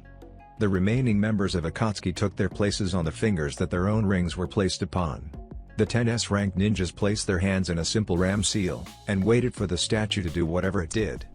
They were only mildly surprised when the chakra flow through their rings increased drastically. It had always siphoned off a little bit to keep them working in case Pain had to contact them, but the previous trickle of chakra was incomparable to the flood of chakra it took now. Pain's ringed eyes were full of steel as he formed the seal last, and declared the name of the jutsu. Sealing technique, 10 phantom dragons consuming seal. As if his words were a trigger, which they probably were, the bit fell out of the statue's mouth, and 10 dragons made entirely of chakra descended on the red-haired Jinchuriki that lay unconscious before them. The Kazekage was lifted up into the air as red demonic chakra seeped out of his eyes and mouth. Naruto found the entire experience wholly unsettling, mostly because it would be exactly what would happen to him if he were ever found out. He could only hope that Sora had enough of the Nine Tails chakra in him for whatever Akatsuki planned to do with the tailed beasts. "Hidan, I'll take my winnings in cash after the sealing," said Kakuzu, addressing his partner with his usual gruffness. "Unless you've decided to not uphold your end of the bargain." "Fuck off, you five-hearted freak. You'll get your damned money once this is all said and done. Jashin has no need of it anyway," replied Hidan, though for someone who didn't need the money, he sounded awfully annoyed about letting it go. "Mind me asking what this bet was?" asked Naruto, quirking an eyebrow even though he knew they would only be able to see a shadowy figure. "I thought that if it was you two that had captured a tailed beast, either you or the bitch would have died in the process." Hidan replied before Kakuzu could, and the stitched man was very unhappy about the details of their bet getting out. "Kakuzu? Would you be a dear and stitch Hidan's mouth shut?" asked Deidara with all the false sweetness she could muster. Kakuzu's red and green eyes widened in shock. "Why have I not thought of that before?" His eyes quickly narrowed and looked to his right. Hidan noticed the look and awkwardly laughed. "Hey, Kakuzu, buddy. You wouldn't really stitch my mouth shut, would you?" His only reply was a thin tendril that emerged from Kakuzu's arm and snaked upwards. Hidan's pink eyes widened in fear for a moment, and he was soon thrashing around as something seemed to attack his face. Luckily for Hidan, he managed to hold the ram seal the entire time and not disrupt the sealing. Deidara laughed and even Naruto couldn't hold back a smile at Hidan's muted swearing. Teams 7 and 10 arrived at the Hidden Sand Village and were ushered in with one of the least comprehensive ID checks Kakashi had ever been subjected to, even by his own village. It was just one more sign of the catastrophe that had befallen the village. Structurally, there wasn't a grain of sand out of place, but anyone could sense the air of despair and sorrow that was practically radiated by the citizens in the wake of their Kazekage's capture. It was testament to how shattered the village was mentally that the Leaf Ninja wandered around for several minutes before a nearby Chunin decided to escort them to the Kazekage mansion as quickly as possible. When they arrived, Sakura and Ino were quickly identified as the medics that they had requested from Lady Tsunade, and were whisked away, presumably to the infirmary. The others followed them, and the trauma left behind by Akatsuki continued as they walked past rows of bodies, all burnt to a crisp. The wounds looked gruesome, and the smell of death hung heavy in the air. When the group found Sasuke's teammates, they were standing over another burnt corpse, the only difference being the fact that this corpse was still alive. The two girls were visibly sweating from the effort of keeping their patient alive. The burnt flesh began to heal, and Shikamaru's eyes widened in horror as he recognized Tamari. She had been scheduled to make the trip to the Hidden Leaf to help him plan the next Chunin exams in several weeks, and now here she was, barely clinging to life. Despite the fact that she was a competent jonin of her village, Shikamaru had somehow expected her to be out of the combat, crying about how her brother had been captured. Shikamaru's eyes then narrowed as he realized that the Sand sibling that hadn't been kidnapped or nearly dying was nowhere to be found. Where the hell is Kankuro? I guess he's doing something important if he can't be here when his sister is dying, grumbled Shikamaru. One of the hidden Sand Jonin who had been identifying bodies walked up to the Leaf Chunin and meekly tapped his shoulder. When he turned around and glared at her, the brown-haired girl barely managed to squeak out what she had meant to say. Lord Kankuro died when he was chasing after the Akatsuki who captured Lord Gaara. Unlike Lady Tamari, who's gotten worse since we found her, he was dead when the search team found them. Her message complete, the Jonin scurried back to the bodies, which she continued to attempt to identify under the horrendous burns. Shikamaru was struck speechless. He had picked up on the despair, and even seen the bodies, but until that moment, Akatsuki had never hurt him. Oh, they had hurt him, but the physical pain was temporary. But until now, all his encounters with Akatsuki had left everyone he knew alive, if not well. He could vaguely hear the medics of Team 7 talking about how Tamari would likely pull through, and heard himself express some sarcastic relief, but he really heard nothing over the sheer horror and rage directed at Akatsuki. Sora looked around the room, finding the slow healing of burnt flesh too disturbing for him. Unfortunately, the room was full of bodies that were in far worse shape than Tamari was. "Excuse me, I have to get some air," said Sora, holding back his lunge. He managed to make it to the bathroom before he couldn't hold back the expression of disgust and horror. In the privacy of the bathroom, Sora allowed his tears to mingle silently with the bile. "Idiot, this is all part of being a ninja," muttered Sasuke, though if he was completely honest with himself, it took all his Uchiha pride and personal will to keep from doing the same. Choji had simply closed his eyes, but one had to look no further than the unopened bag of chips in his hand to see how disturbed he was. Sakura and Ino were both of the same mind, focusing entirely on the work before them to ignore the horror around them and even the truth of the wounds before them. Kakashi bore it all with the same air of sorrow the hidden Sand Ninja all had. He and Asuma were all too familiar with the horrors of war, and even though this just a single 20-minute attack by two people, it rivaled some of the worst battles they had ever witnessed. Sora emerged from his emotional and physical purge as the girls were finishing up all they could do for Tamari, the perfect image of tranquil fury. The bandages over his right arm were bulging as the Nine-Tails chakra responded to his rage. "Asuma, when are we going to end these bastards?" asked Sora, his fist tightening so fiercely they threatened to draw blood. Asuma turned questioningly to Kakashi, who in turn faced Sora and filled him in on what he had missed. "I set out Pakun to try and get a trail. We don't have anything from the Akatsuki members, but they'll be carrying Gaara, and there's no lack of his scent around here," explained Kakashi. He raised his voice to address the entire group. "I suspect he'll be back by morning, but until then we all need to get prepared to face Akatsuki." The group trudged off in different directions to find their rooms and rest off the 3-day run to the hidden sand. Kakashi himself let out a sigh, but quickly tensed at the subdued killer intent directed at him. He turned around and found himself looking at a woman who didn't look a day under 90 who was glaring angrily at the silver-haired Jonin. Deciding to not cause an international incident, or at least start one, Kakashi tried to be friendly. Hello. What can I help you with?" The elderly woman glared back at him as if he had done her some great personal wrong. When she did speak, her words were dripping with malice. "I suppose you wouldn't remember killing my son among all the murders you've committed." Kakashi tried to keep senseless killing to a minimum, and hadn't killed any hidden Sand Ninja old enough to be this woman's son, which left him confused and speechless. "But if I want to reach the only family I have left, I need to get at Akatsuki. I'll do anything to save my grandson, even if it means working with the White Fang." The last two words were spoken as if they were the most vulgar of curses. The reason for this woman's anger, as strange as it was, finally dawned on Kakashi, and he quickly tried to assure the shorter woman. "Ah, you have me confused with my father. The White Fang of the Leaf has been dead for over a decade." The woman turned a scrutinizing eye on him, looking at him carefully from head to toe. Just when Kakashi was about to crack under the pressure, she began laughing, though the sound was more aptly described as a cackle. "I was just pretending to be senile." Kakashi was certain that she had truly mistaken him for the White Fang, but decided to appease the older woman and began to awkwardly laugh as well. The woman slowly backed out of the room, still laughing, and by the time Kakashi thought to ask her what she had meant by finding Akatsuki, the old woman had left. "So what are we going to do with the body?" asked Deidara. "Do we have to put it some special Jinchuriki corpse disposer or something?"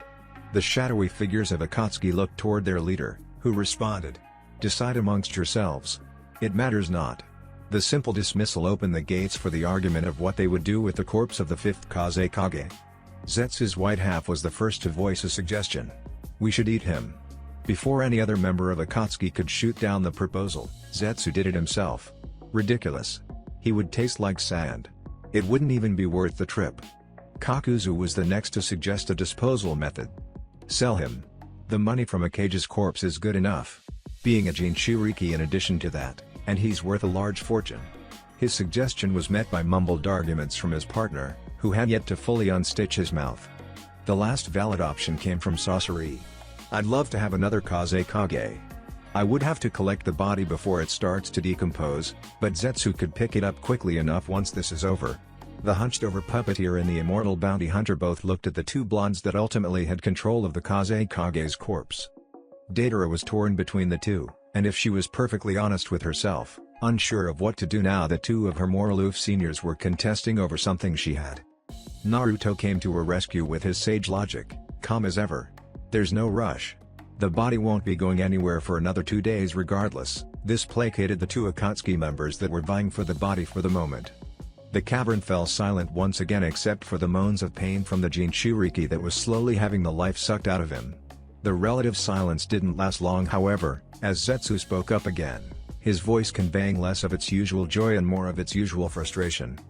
"There are two groups of leaf ninja headed towards the base. One is coming from the hidden sand, and the other group is headed from the hidden leaf. If they continue at this pace, oh no, they'll reach the Kazekage before we're done sealing. We'll deal with them when they get here," said Naruto confidently. He looked at Deidara, who returned the cocky smirk. "No." The single syllable from Pain was enough to wipe the confidence off of their faces. "They must not be allowed to reach this chamber while we are sealing the tailed beast. We'll deal with them before they reach us." "How?" questioned Deidara as respectfully as she could. "We can't leave the sealing ceremony, or else the whole thing fails." "Yeah. How are we supposed to stop them before they get here?"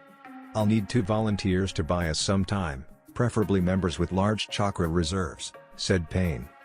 Kisame and Naruto tentatively volunteered, wary to be guinea pigs, but confident in the knowledge that no one could match them in sheer chakra reserves.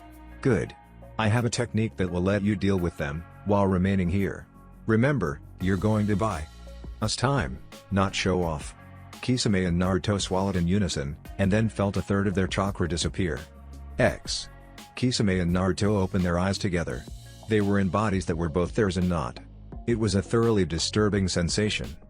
Naruto in particular felt extremely strange, and soon realized it was because for the first time since he had perfected the technique, he wasn't in sage mode. The realization made his blue eyes widen before he closed them and stopped moving entirely. The influx of natural chakra jump-started sage mode after several seconds, and he allowed his connection to nature slow to the familiar trickle that kept him in sage mode even when he slept. "Man, I haven't felt this weak in years," muttered Kisame, marveling at the fact that his new body somehow still had Samata strapped to his back. "Feels like I'm running at 30%. Naruto stood up, his eyes once more their usual gold. "It is strange, but I can still kind of feel my..." Naruto trailed off as he looked upwards. Looming over the two was the demonic statue of the outer path, and Naruto was standing on the left. Little finger was Naruto. "This is just plain weird. Useful, but weird." Kisame followed Naruto's gaze, and took turns looking at both Narutos. I'd be surprised that this is even possible, but it is leader's technique. I guess we should go take care of those leaf ninja, huh? Suggested Kisame. Naruto was brought out of his shock by Kisame's words. He congratulated himself on not making pain his enemy, and then answered. Yeah, which ones do you want to take? The ones from the hidden leaf or the ones from the hidden sand?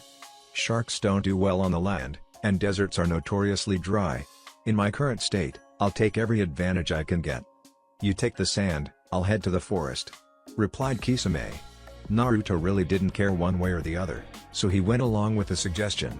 The two turned to leave, but Naruto noticed something else out of place about the technique.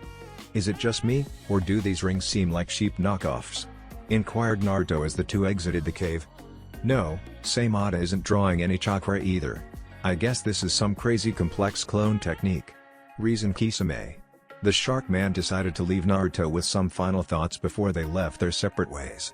I know we're all in Akatsuki for our own reasons, but if your reason involves betraying us at any point, well, I was known for killing my comrades if they became liabilities. I joined Akatsuki to stop killing my allies. Whatever your reason, make sure it doesn't interfere with mine. Naruto simply nodded, glad that his reason for joining Akatsuki was one of survival.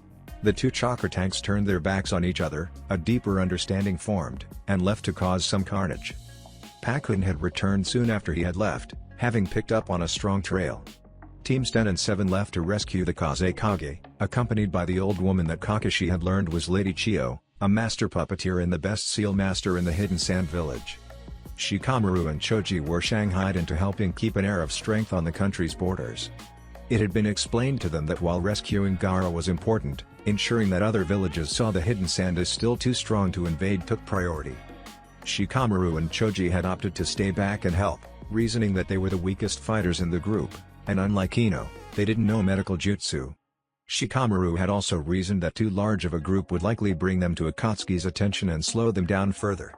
Sora in particular was quick to assure his teammates that they were important and strong as well, but Shikamaru insisted, casting a quick glance to the infirmary, and he was rarely wrong. Pakun had tried to make it up to the two by offering to let them touch his soft and supple paw pads. Shikamaru had declined, but Choji took the pug up on his offer. Any discussion had been out of the question as the entire group struggled to keep up with Sora and Sasuke's pace. The two had slowed down after they had been too far ahead and missed a turn in the trail. If Kakashi hadn't dashed ahead and caught them, the two would have kept running all the way back to the Hidden Leaf.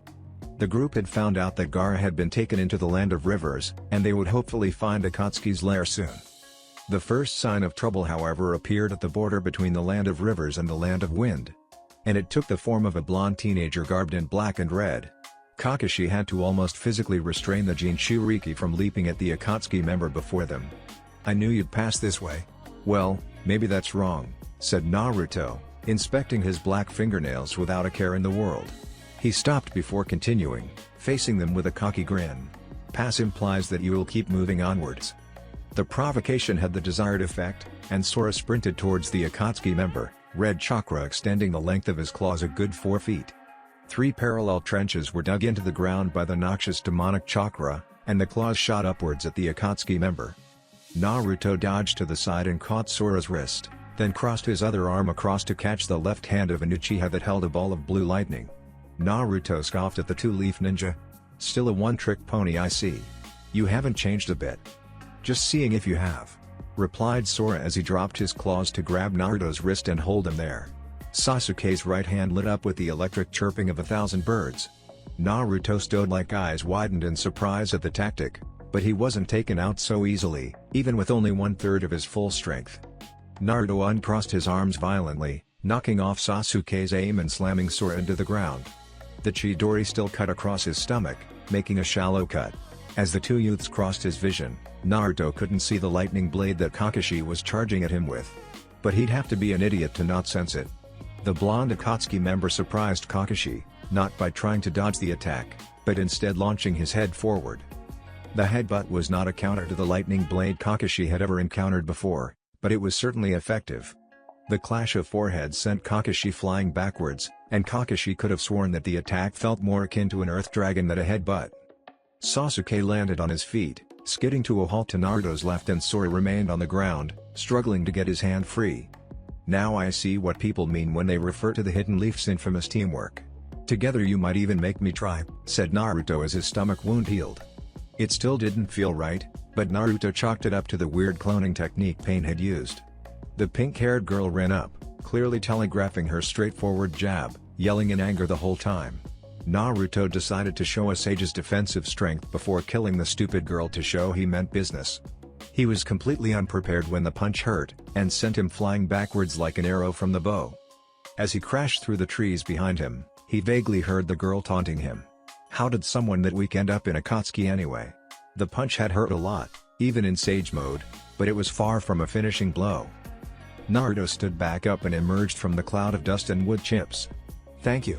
All eyes turned to him in surprise that Sakura's punch hadn't seemed to do anything. Now I know who I'm going to kill first. Look out. Befitting his duty as primary scout, Neji was the first to spot the danger. Said danger took the form of a bandaged lump half submerged in the ground rocketing towards Team 9.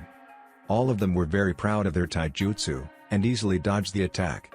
The bandaged thing shot past them and smashed into a nearby rock formation, kicking up a cloud of dust in the process. The most physically fit team in the entire Leaf Village readied themselves to fend off another attack as the dust cleared. Standing in on top of the rubble was one of the strangest individuals they had ever seen. He was incredibly tall, and held the bandaged thing like it was a sword. He was also blue and had gills underneath his eyes. Oddly enough, it wasn't this that made Team 9 wary. It was the black cloak adorned with red clouds that he wore, marking him as a member of Akatsuki. He, laughed the blue man, his pointed teeth giving the impression of a shark. I suppose it would have been too easy if that attack got you. My partner doesn't usually let me play around much, so I'm going to enjoy this. My guy, the leader of the team and the Hidden Leaf's premier taijutsu expert, gasped in recognition. You're an Akatsuki member. The rather obvious and unhelpful descriptive unveiling of their opponent's identity had several effects. Neji and Tenten groaned at their sensei's inability to read the foreboding atmosphere. Rock Lee, however, had a much different reaction. You're so wise, guy sensei. Tenten had to physically reach over and stop him from pulling out his notebook and writing his sensei's genius deductions. Kisame worked an eyebrow at the leader of the Leaf Ninja. The green spandex and orange leg warmers were more striking than his own Akatsuki attire in their own way. Other than the Chunin dressed almost identically, the other members of the team were dressed much more sensibly. Well, I suppose you're not wrong, trilled Kisame. But I'm a bit famous in my own right, so let's see if I can make you recognize me, huh? With that, Kisame tossed his blade up into the air, and decided to start out with a pretty recognizable technique. Water style, exploding water shockwave. He threw up gallons upon gallons of water, riding the rising tidal wave up to catch Seimata. Let's go. The wave crashed down on the Leaf Ninja, who decided to buy smart and jump over the wave. Kisame wouldn't let them get away that easily, and swung his sword to lop the strange leader in half. His swing was stopped by the Jonin's Chunin look-alike. The upwards kick knocked Seimata right out of his hand, and the blast of chakra-infused air the other Jonin sent into his gut sent Kisame flying as well. He had the presence of mind to grab Seimata out of the air on his way past, and the action likely saved him some pain. The girl on the team, who had been standing back up to this point, sent a spiked ball flying at his head. Seimata smacked the projectile away into the water left over from his attack, and the plume of water indicated the thing had actually exploded. The Leaf Ninja regrouped on what was now a lake. Guy's eyes widened in recognition. That headband. Those powerful water techniques. Kisame grinned, glad that he had finally been recognized as the feared monster of the Bloody Mist Village, strongest of the 7 ninja swordsmen, Kisame Hoshigaki. So you finally recognize me, eh? About time. You're a defector from the Hidden Mist Village, declared Guy with a dramatic finger point. Tenten and Neji groaned once more, and Lee actually did get the wondrous knowledge down on paper this time. Kisame smiled awkwardly and placed a hand on his head in confusion. Well, again, you aren't wrong. I suppose you're getting closer. Shrugged Kisame. Oh well, I've stalled long enough, I'd say. Let's get down to the killing, shall we? Sakura was stunned. Her punches were capable of rivaling her teacher's. They could break boulders easily, win fights in a single move, and this Akatsuki member shrugged it off like he had been hit by a Jinan. This guy was unreal, and she could see why even Sasuke was nervous. Because Sasuke was never scared. But if he was scared of Akatsuki, she couldn't say she'd blame him. Naruto ran through several hand seals faster than she could blink, and called out his technique. Sage Art, Fire Style, Toad Flame Stream. Sakura could only stare in terror at the massive fireball headed towards her. Luckily for her, Sasuke, Sora, and Kakashi wouldn't just let her get roasted alive. Fire Style, Grand Fireball. Fire Style, Flame Dragon Bullet. Wind Style, Beast Palm Wave. Wind Style, Verdant Mountain Gale. The two fire techniques were boosted by Sora's wind, and together the three managed to match the Sage Art, and the two flames cancelled out. Fire Jutsu were among the most intensive, as the literally burned chakra, and the three-leaf ninja were eager to get the fight to close quarters. Sora's Flying Swallow and Sasuke's unique Chidori Waltz styles utilized their best elements to increase the power of their strikes, and they had trained to use them in tandem perfectly. Asuma and Kakashi ran the Akatsuki member as well, the original versions of their students' techniques readied. Naruto wasn't one to stand around and take attacks like that, not since Asuma's Flying Swallow had proven that Sage Mode wasn't invincible 3 years ago. He stomped on the ground, channeling some Sage Chakra into the strike. It sent large chunks of earth flying upwards to obscure the path of his attackers. Sasuke wasn't one to slow down however, and sliced right through the boulder that blocked his path. Unfortunately, after cutting the rock in half, he found himself face to face with the blonde that had made himself as despised as Itachi. Sasuke guarded himself from a punch that wouldn't come. Instead, his opponent's tongue shot out of his mouth and slapped onto Sasuke's shoulder. The attack was so unexpected that even with the Sharingan's advance warning, he was too stunned to dodge it. The tongue continued to elongate, but it stiffened after hitting Sasuke, and Naruto instead went flying backwards. His plan was laid bare before Sasuke's Sharingan, but he couldn't process it and warn Sora in time to prevent the double kick to the face his rival received for trying to flank the blonde Akatsuki member. The power behind the surprise attack sent Sora flying backwards, and he struggled to land on his feet. The toad-like appendage that was still affixed to Sasuke's shoulder was forgotten, at least until it suddenly slackened once Naruto got his feet back on the ground. The tongue hurtled back into Naruto's mouth, dragging Sasuke along with it. Sasuke tried to cut the tongue off with the lightning chakra still running along his hand, but while he did slice into it, the tongue proved surprisingly resilient. When Sasuke got close enough, the tongue detached, and Sage Mode punch met with Chidori in midair. In the end, Sasuke was still in midair, and Naruto could brace himself against the ground. Sasuke was sent back through the air the way he came, but with significantly less damage than if he had been hit directly. Naruto drew two kunai, and ran his chakra across them. The potent Sage Chakra turned them to stone, and Naruto sent the stone kunai towards the Jonin charging towards him. Asuma went to cut it in half with his Wind Chakra enhanced trench knife, and Kakashi tried to slice it in half with the lightning blade in his right hand. They were surprised when the pain informed them that the kunai had instead cut through the elemental chakra like it wasn't even there. Asuma pulled the kunai out of his shoulder and Kakashi looked at the slice across the back of his hand as the lightning blade faded. He's definitely earned his place in Akatsuki. He countered our jutsu with just one of his own. Marveled Kakashi, who had until now only seen a glimpse of the blonde 3 years ago. And his chakra is strange too. Do you see it, Sasuke? Yeah. My Sharingan was too weak to see it back then, but now I see why. His chakra is nearly indistinguishable from the chakra in the air around us. It's like he's a part of nature. Observed Sasuke. Hey, guess you found me out. I draw chakra from nature. It's more potent, but it carries some heavy risks. Risks I overcame with hard work and diligence. Naruto clenched his fist as he continued. Let me tell you something else. Chakra, even nature transformation, will never come close to what natural elements can produce. Now do you see how useless it is to resist me? Every jutsu I use will be stronger than yours, every move I make will be faster, every blow stronger. You don't stand a chance against a force of nature like me, Naruto shouted the last part as he rushed forwards. Naruto jumped halfway towards the leaf ninja, avoiding a set of near-invisible wires that stretched between the two puppets on either side of the clearing. The two puppets flew in towards him anyway, each carrying a katana. Mid-air, Naruto caught both blades in his hands, then twisted the swords to snap them like twigs. Kakashi and Asuma ran at him as he landed, signature nature transformations in hand. Sora and Sasuke did likewise, running in from the sides to flank him. Naruto hurled the two snapped blades at the Jonin, spinning end over end. Naruto transitioned seamlessly into a series of seals, and blasted to wind blasts to the sides, which sent Sasuke and Sora flying once more. Asuma and Kakashi hopped up to avoid losing their feet, but that move turned out to be a mistake.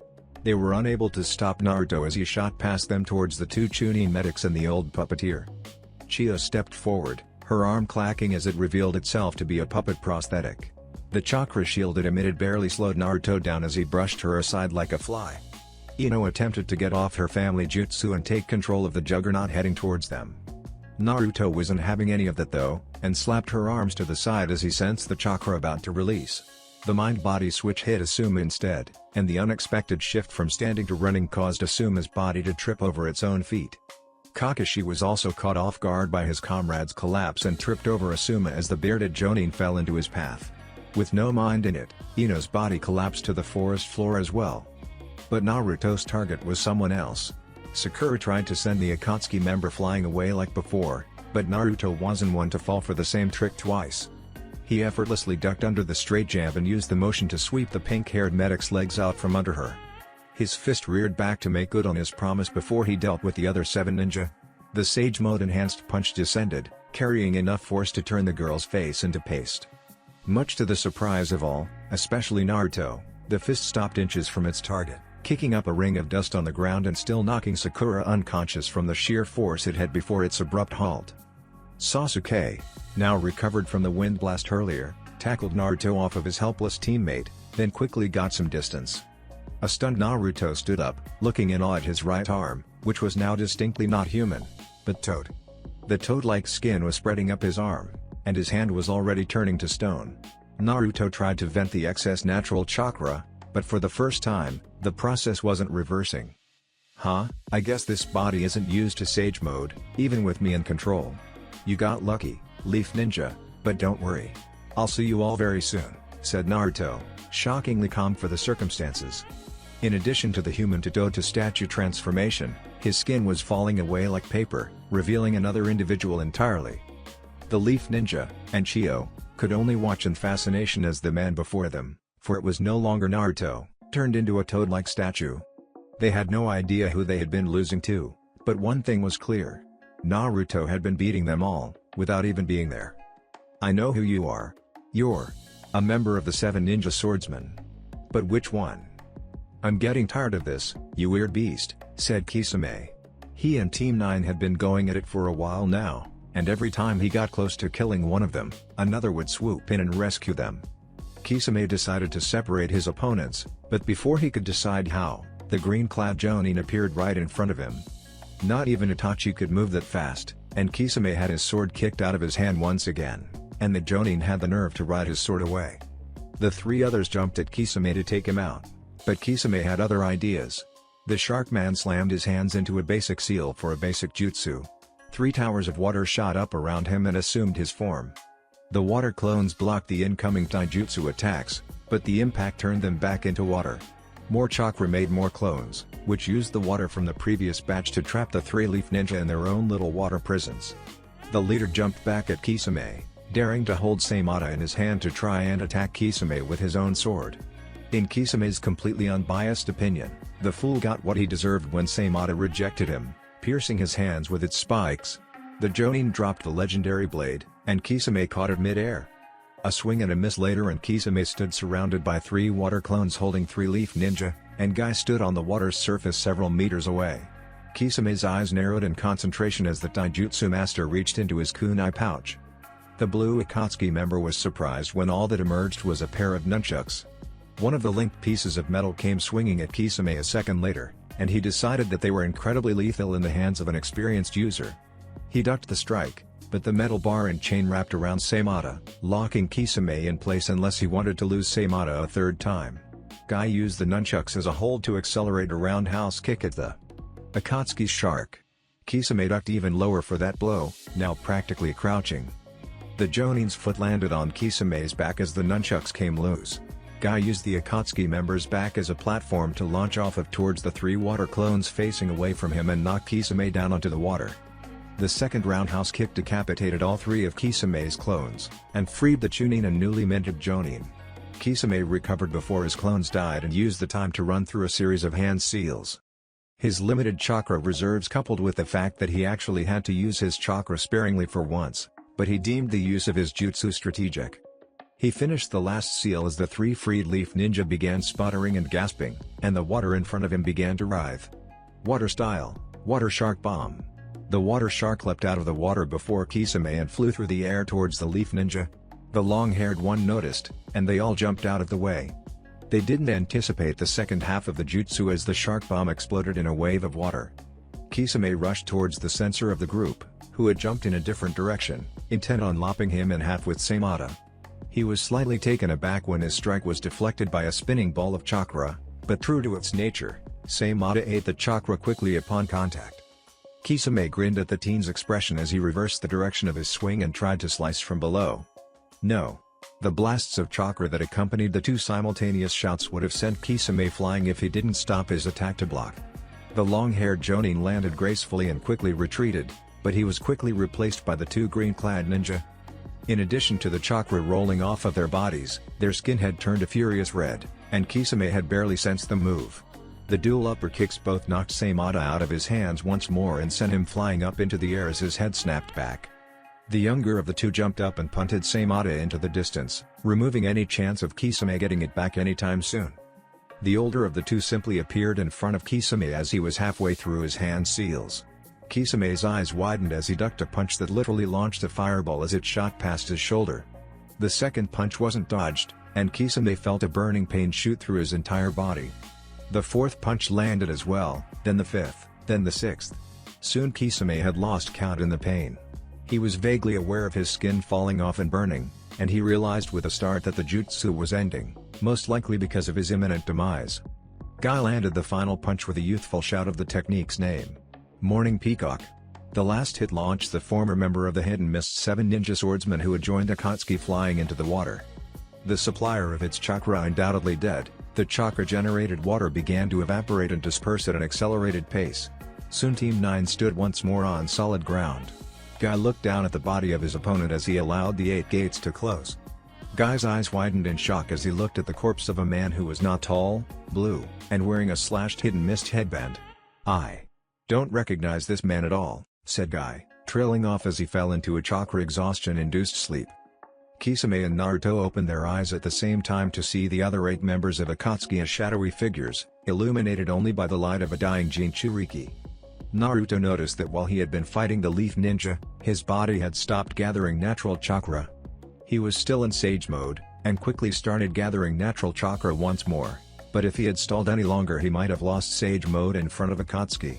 Losing the presence of such potent chakra could allow any of the sensors in Akatsuki to pick up on the Nine Tails chakra that Sage mode usually masked.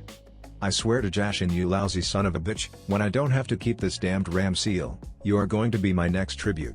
Apparently sometime in their absence, Hidan had managed to chew through his stitches, something Kakuzu seemed incredibly irate about. "Hidan, if you don't shut up, I'll kill you," grumbled Kakuzu.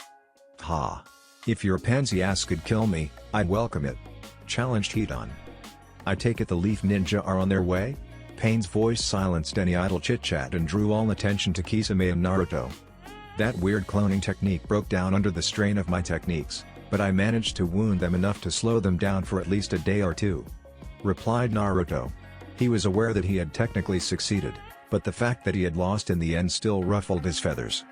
"Same here, though the ninja I was fighting pulled out the big guns to deal with me. If they push on instead of resting up, they won't be able to stand when they get to the Jinchuriki," added Kisame. "Good." The simple one-word answer from their leader destroyed any doubts the two had about the success of their mission.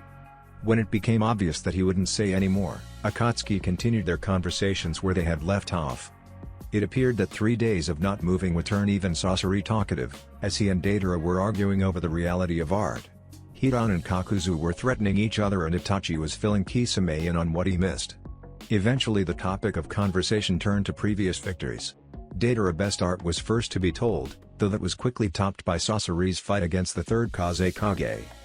Kakuzu's battle against the first Hokage blew even that out of the water, amazing everyone with the power of Hashirama Senju and the knowledge that Kakuzu had somehow survived.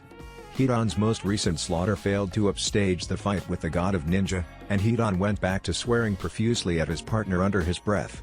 I once defeated 70 of the Hidden Leaf's elite Anbu and Hanzo the Salamander in a single move, ripping their souls from their bodies and feeding them to this very statue. Pain's entry into the storytelling contest stunned all other members of Akatsuki to various degrees. Whether it was the power he must wield in order to accomplish the boasted feat or the fact that he had deigned to tell them remained unclear. When the silence was broken, Akatsuki stayed far away from the topic of past conquests. "We need to get a move on and rescue Gaara," exclaimed Sora. Despite the victorious loss against Naruto, or perhaps because of it, Sora was eager to move forward and rescue the young Kage. "Sora, I'm telling you we need to rest, and if Shikamaru was here, he'd tell you the same. Even if we pushed on without Sakura, we'd all be so tired we wouldn't be any help to Gaara at all," argued Asuma. "We'll rest just enough to recover our chakra, and if Sakura isn't up by then, we'll push on without her and get Gaara." "Alright," trailed off Sora reluctantly. Despite his arguments, once he leaned up against the tree, Sora was out like a light. Asuma chuckled silently at the sight before finding his own place for a short nap. Kakashi found his protege up in the boughs of a tree, looking at his right hand like it held the answers to the universe. "You should get some rest too. The Chidori isn't exactly easy on the reserves." "Trust me, I would know," said Kakashi, his voice carrying the same defeated tone that seemed to follow in Akatsuki's wake. Sasuke looked up to respond, and Kakashi was surprised to see an exhilarated grin that reached the young Uchiha's onyx eyes. It might have been some fancy clone, but that was Naruto in control. "And I wounded him." Kakashi noticed the blood on Sasuke's hand then, and his visible eye widened. "It wasn't his full power, but it proves I'm better than I was. And it proves he isn't invincible." Sasuke stood up and dusted himself off. "Guess I should rest up if I want to kill when next we meet." The young Uchiha jumped across to a wider branch so he wouldn't fall and closed his eyes. Kakashi had missed that. Sasuke had indeed been able to injure the Akatsuki's strange clone. It shouldn't have changed anything, but Kakashi couldn't help but smile as he felt some of the terror and tension rush out of his body. Akatsuki could be hurt. And if they could be hurt, they could be killed. Guy knew that Kakashi's team had likely encountered the same kind of stalling tactic his team had, and he was determined not to let his eternal rival best him. His decision to push forward had the unfortunate effect of pushing 4 tired ninja towards a group of the most dangerous people on the planet, but he was determined to beat Kakashi to the punch. "Guy-sensei, I'm all for making up for lost time, but maybe we could take a break?" asked Tenten as she struggled to keep her eyes open. "Nonsense," shouted Guy as he turned around to answer his adorable students. "We must not allow Kakashi's team to beat us once again. We will arrive first. So forward." Youth blazing full Guy was unceremoniously cut off by his own fatigue. In his weakened and tired state, he had failed to notice the fact that he had not jumped at the branch of the next tree, but the trunk. The impact made even Neji wince as Guy fell to the forest floor. Then again, perhaps a rest is in order. So have we decided who gets the Kazekage's body? I've waited long enough," grumbled Sasori. "Yes. I would like to pass the remaining time looking forward to a good payday," growled Kakuzu. "We don't really want to drag this thing around any longer than we have to," said Naruto. "We're too slow lugging around this much dead weight. If Zetsu can get the body before the retrieval teams get here, you're welcome to it, Sasori." "Good," said Sasori as he turned to his partner. "And Zetsu? No snaking on the way back." "Got it, Sasori," said Zetsu. "Not even a nibble?" "No. I'll give you a cut when I'm assembling my new Kazekage puppet." Despite the holograms only projecting basic shapes and eyes, Sasori's giddiness was almost present in his voice. Having resolved the issue, Naruto yawned loudly, letting out some fatigue from 3 fights and the time spent sealing. "You okay?" asked Deidara. "You seem kinda tired." "Yeah. Thank you for your concern, but I'm fine," replied Naruto. "Just looking forward to a small break after this. We will proceed to the next ceiling as soon as we capture another tailed beast. Feel free to relax, but don't lose sight of the goal," warned Pain, his rippled eyes drawing curt nods from the other 9 members of Akatsuki. Naruto sighed knowing that any time Akatsuki got their hands on one of his Jinchuriki brethren, he would have to drop everything for 3 days while they were painfully and slowly killed.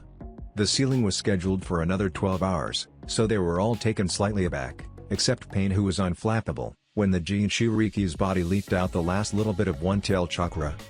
The corpse fell to the floor with a resounding flood and the statue's mouth slammed shut. The dragons dissipated as the first eye opened fully. Hidan was the first to break the silence, in about as obnoxious a manner as Naruto had come to expect from the silver-haired immortal. "Damn, that's creepy. We're done here. Get the rest of your tailed beasts because so far, the rookies have proven themselves more than you." With the order disguised as a challenge, Pain's shadow disappeared, Konan soon afterwards. Kakuzu and Hidan dismissed themselves once they figured they were supposed to. Zetsu's on his way to collect the corpse. "Don't damage it with your art." The contempt in the puppeteer's voice was matched only by the anticipation of getting a second Kazekage to add to his collection. "This will make 299 puppets in my collection." Yeah, like your lame excuse for art could hold a candle to the real deal. "Just get the body before the Leaf Ninja get here." "Yeah. If a fight goes down here, we can't guarantee that the corpse will remain in one piece," retorted Deidara as Zetsu and Sasori's images fizzled out. Naruto jumped off the statue as it began to sink back into the earth. He took up a meditative pose and actually began to nod off as he drew in natural chakra. "Man, you really are tired. I haven't seen you this beat in, well ever." "Yeah," said a concerned Deidara. The voice broke him out of the beginnings of a peaceful slumber. "3 fights, the ceiling, and a third of my chakra on top of it all. I just need to regain some chakra. Wake me up when Zetsu gets here," said Naruto as he closed his eyes again and began to sleep once more. Deidara couldn't help noticing how much her partner looked like the Jinchuriki's corpse when he slept on the cave floor. She sat down on the redhead's chest and resigned herself to waiting in boredom until her blue eyes lit up with a brilliant idea. After resting for the night, the 2 Leaf Ninja teams had set off once more. The rest of their journey was rather uneventful, and they arrived well rested on the 3rd day. Teams 7 and 10 arrived at the large rock that Pakun said hid the Akatsuki's hideout. The base was hidden at the water level of one of the land's many rivers, marked only by a gate and a small paper tag on the rock. To Kakashi's ire, his eternal rival had managed to beat them to the base, though they hadn't made much progress in moving the rock. "Ah, Kakashi, my eternal rival. So you've finally arrived," shouted an exuberant green-clad Jonin. "As you can see, my team arrived before yours, and we were stalled by a member of Akatsuki as well. It looks like I win this round of our never-ending challenge of youth." "Sorry, did you say something?" asked Kakashi.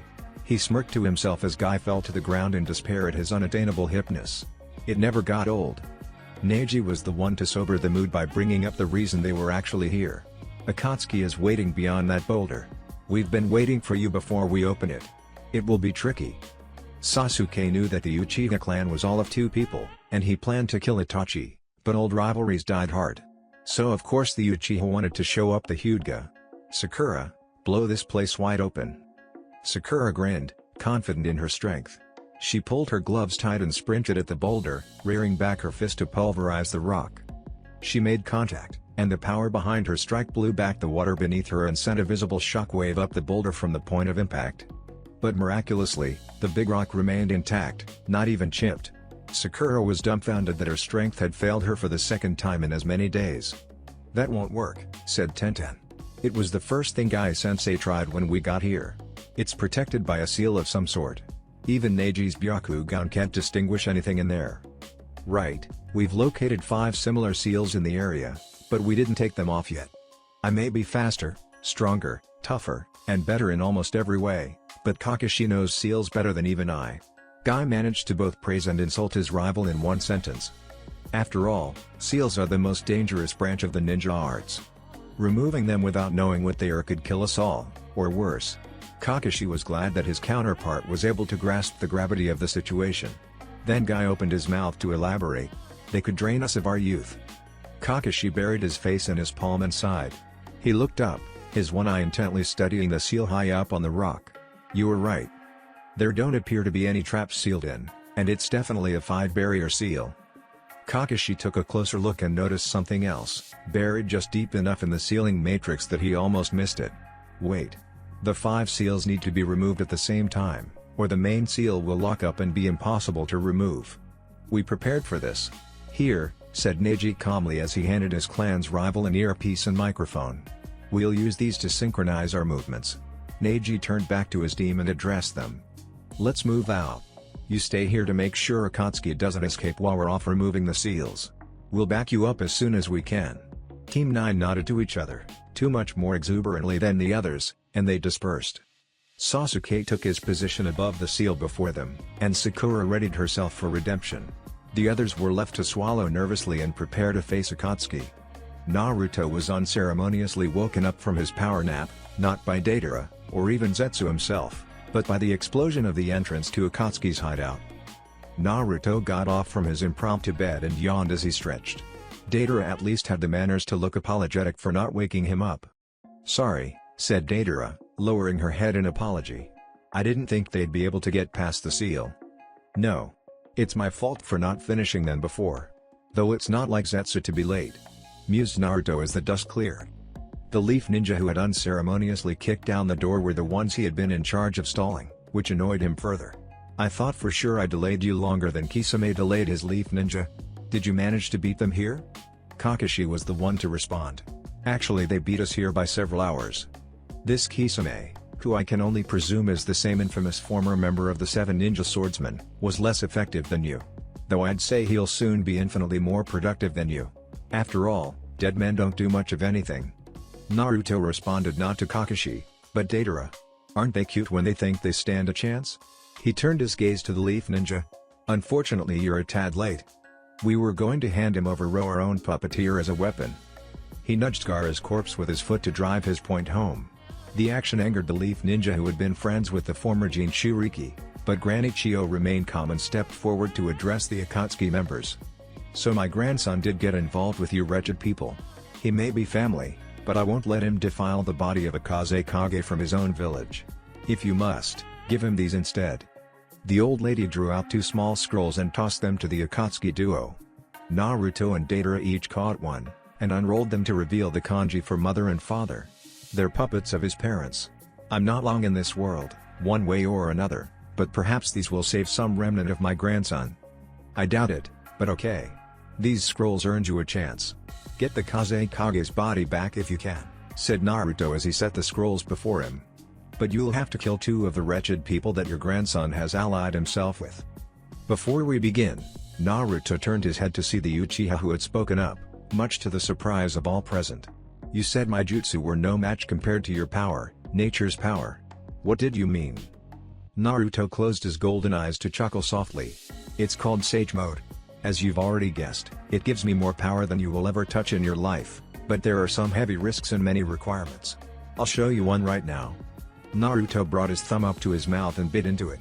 He performed the 5 hand seals as he jumped up next to Deidara, a clay bird that she had made while they were all talking. He slammed his hand down into thin air, and the sealing matrix spread out from his bloody thumb. A large plume of smoke obscured all vision in the enclosed space, but when it cleared, they all wished that they had remained blinded to the danger they now faced. Requirement 1 of Sage Mode. "One must have signed a summoning contract," shouted Naruto from atop the large toad that was now below him. The large red amphibian carried a large shield and staff and wore a black kimono.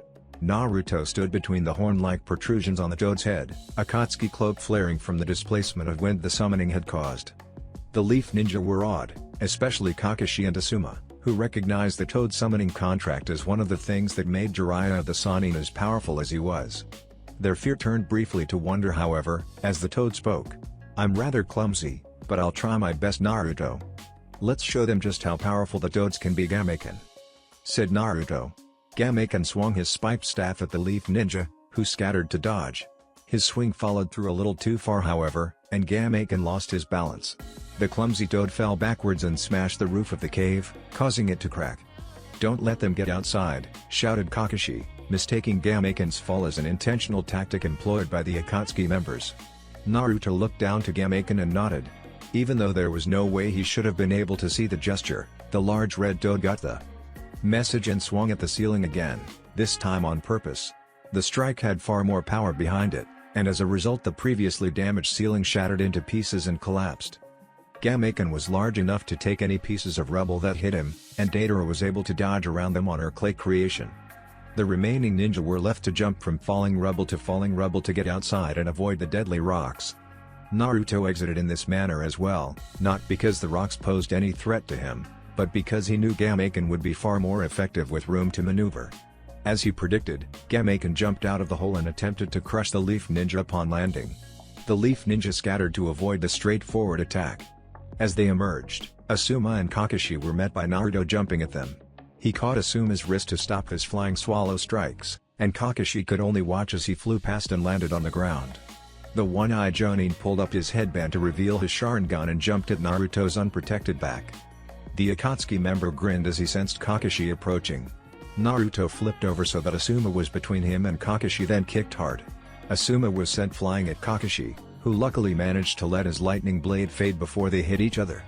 Naruto used the force of the kick to propel himself onto Gamiken's head. The other blonde Akatsuki member smirked as she sent 2 pieces of art at the 2-leaf Jonin. The explosion was unfortunately stopped by 2 figures that burst from the settling dust. Sasuke had his Sharingan blazing and Sora was cloaked in a noxious red chakra. The bird pierced by the Chidori simply went limp, but the one that Sora sliced in half exploded violently in his face. This seemed to only anger the Jinchuriki further, prompting a second tail to sprout from his lower back. Deidara looked at Naruto, who scowled in annoyance. This was getting to be too much trouble for a dead body. Sakura was less graceful than her male teammate. She landed in the bushes face down and struggled to get back up. Luckily for her, the members of Akatsuki seemed to be gunning for the Jonin of the group. Sakura was just set to punch the toad that was fighting several puppets at the moment, when Granny Chia landed next to her. "Girl, I need some of your medical expertise for this. Follow me." Sakura was somewhat taken aback by the request from an old woman who had recently treated their entire group with disdain. But she was a medic first, and followed the puppet master back into the cave, which was now more like a pit. Sakura was shocked to find Dino there as well, and the 2 other females in the group were kneeling next to Gaara's body. "Forehead, get over here.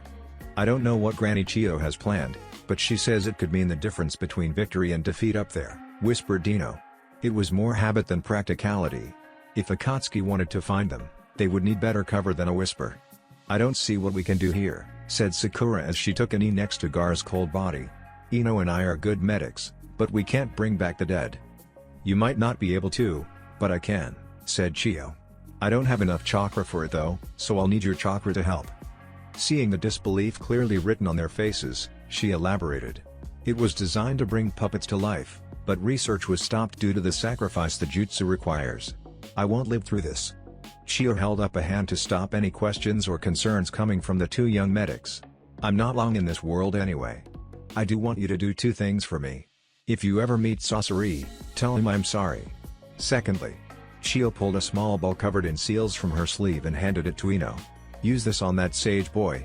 It should help you against him. Now let's do this." Her jaw set and face grim, Chio laid both her hands on Gaara's chest. Her hands ignited in a transparent green flame, and Sakura and Ino put their hands on top, allowing their chakra to be taken to fuel the reanimation technique. Kakashi jumped back to avoid a straight jab, seen moments ahead thanks to his Sharingan, but it somehow grazed him anyway. Kakashi clearly saw the blow stop several feet from his stomach, but he had been hit regardless. This tactic of trying to give them enough paper cuts to bleed him dry wasn't working. They would clearly need a different strategy. Sasuke and Sora were holding their own against the bomber, but Naruto was beating Kakashi and Asuma almost effortlessly. "Asuma, can you buy me a minute? I'm going to use my trump card," said Kakashi as he brought up his hands to cover his Sharingan. Asuma gave him a thumbs up before rushing back in himself. His wind chakra was easily dodged if not flat out ignored by the sage as he tried to land a hit on the 3rd Hokage-san. But Asuma had learned from previous encounters, and allotted himself an additional 3 feet from any given blow. He still felt the hits barely missing him, but they were real grazes, not the kind from before that felt like getting nailed by a sledgehammer. Asuma realized he was buying time, but making the opponent burn through some chakra was always a good stalling tactic, and it would only make Kakashi's job easier. He jumped back and ran through a series of seals. Fire style, burning ash pile. A large cloud of smoke billowed out of his mouth and engulfed the Akatsuki member.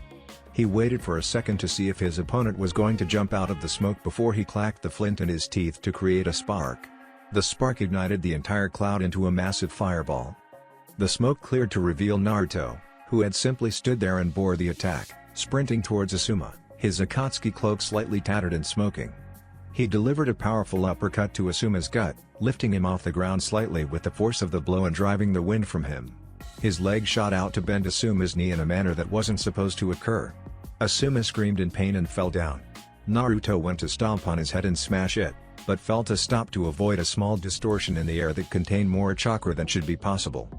He jumped back to avoid it as the distortion moved towards him. While he escaped, a piece of his cloak wasn't so lucky.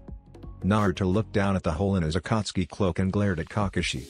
His golden eyes saw that Kakashi's Sharingan had changed to resemble a three-pointed pinwheel, slowing its rotation as it cried blood.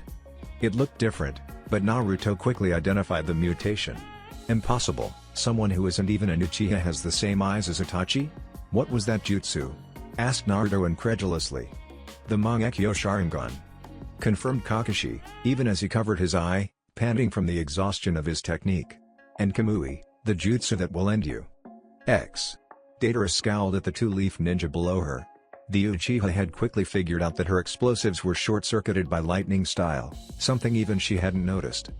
And the Nine-Tails brat was a juggernaut, not slowing for even the most powerful bombs she felt she could risk.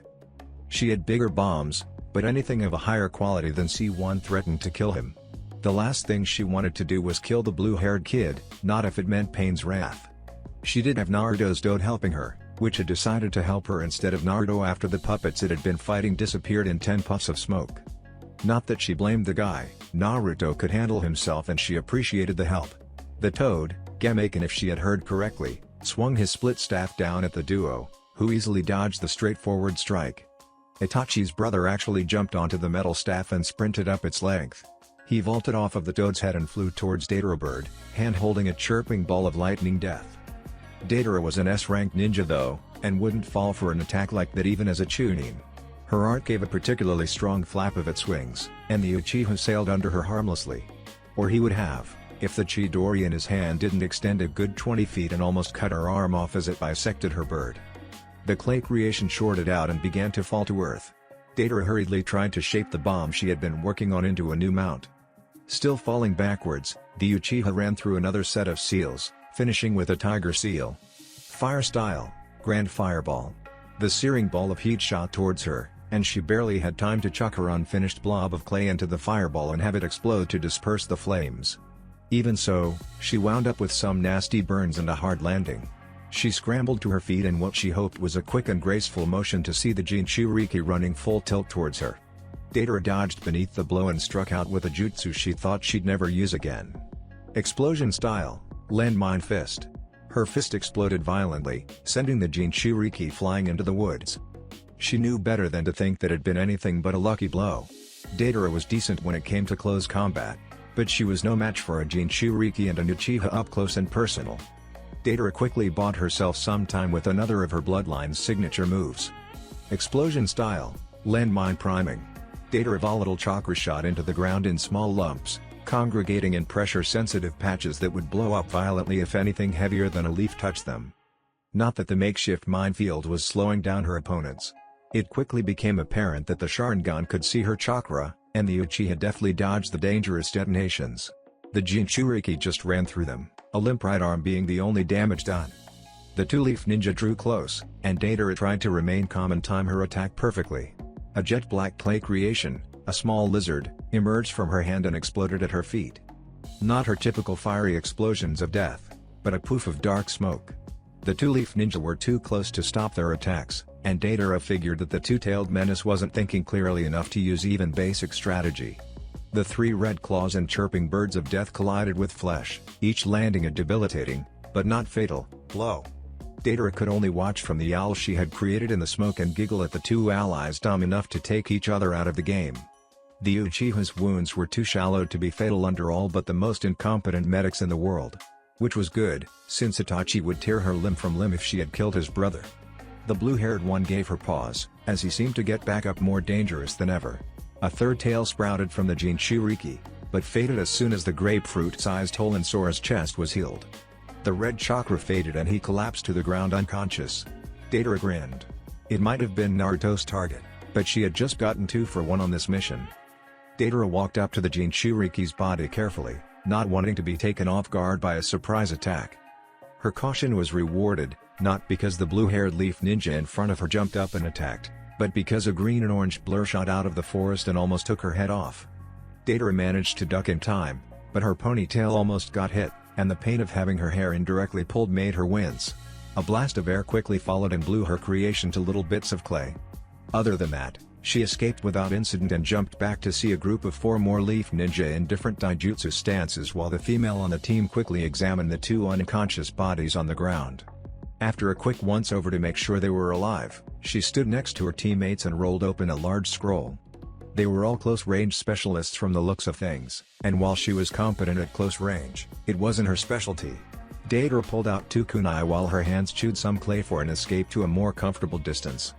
Naruto was running, which was a rare occurrence for him.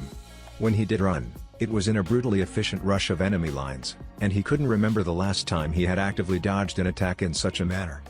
Still, he was running from the whirling sphere of death that was following him along Kakashi's gaze.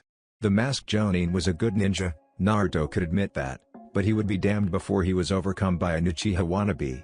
Naruto changed course and began zigzagging towards Kakashi. That Kamui seemed to have one of the same weaknesses as Sage Mode: you couldn't move. Naruto exploited that fact as Kakashi simply stood there and got nailed in the stomach with a full power Sage Mode punch. The blow probably broke every rib in his body multiple times and messed up his organs something fierce. The blow wouldn't be fatal, but that was something Naruto intended to quickly remedy.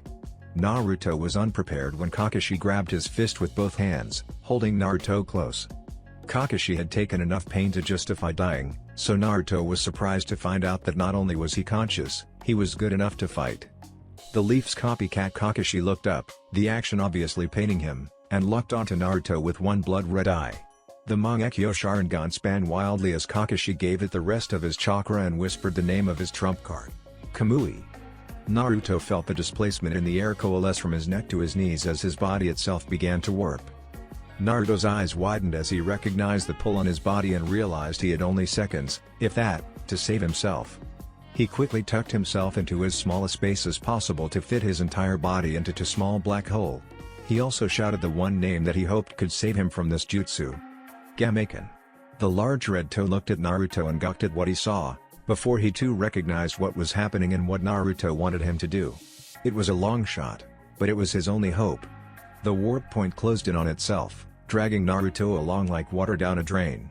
Blood leaked from Kakashi's left eye once more as his chakra levels plummeted drastically. He could barely remain conscious as he placed his headband back over his Sharingan, but he could rest easy knowing he had defeated a member of Akatsuki for his village and protected his students. Kakashi was about to join his fellow Jonin in blissful slumber, but something made him cling to consciousness. The large red toad that had been summoned earlier was running through a set of seals. Reverse summoning. Kakashi's eye widened and he reached to lift his headband back up, but the intense pain from his left eye stopped him in his tracks. The smoke from where the large red toad had placed his hand on the ground cleared to reveal none other than the Akatsuki member he had just banished to another dimension. His chakra spent, Gameken returned to Mount Myaboku. Very good, Kakashi. If I hadn't been being summoned since I could walk, I wouldn't have recognized that as a space-time jutsu. While my own space-time jutsu isn't as versatile, it goes both ways, and provided me with a nice little counter to your jutsu.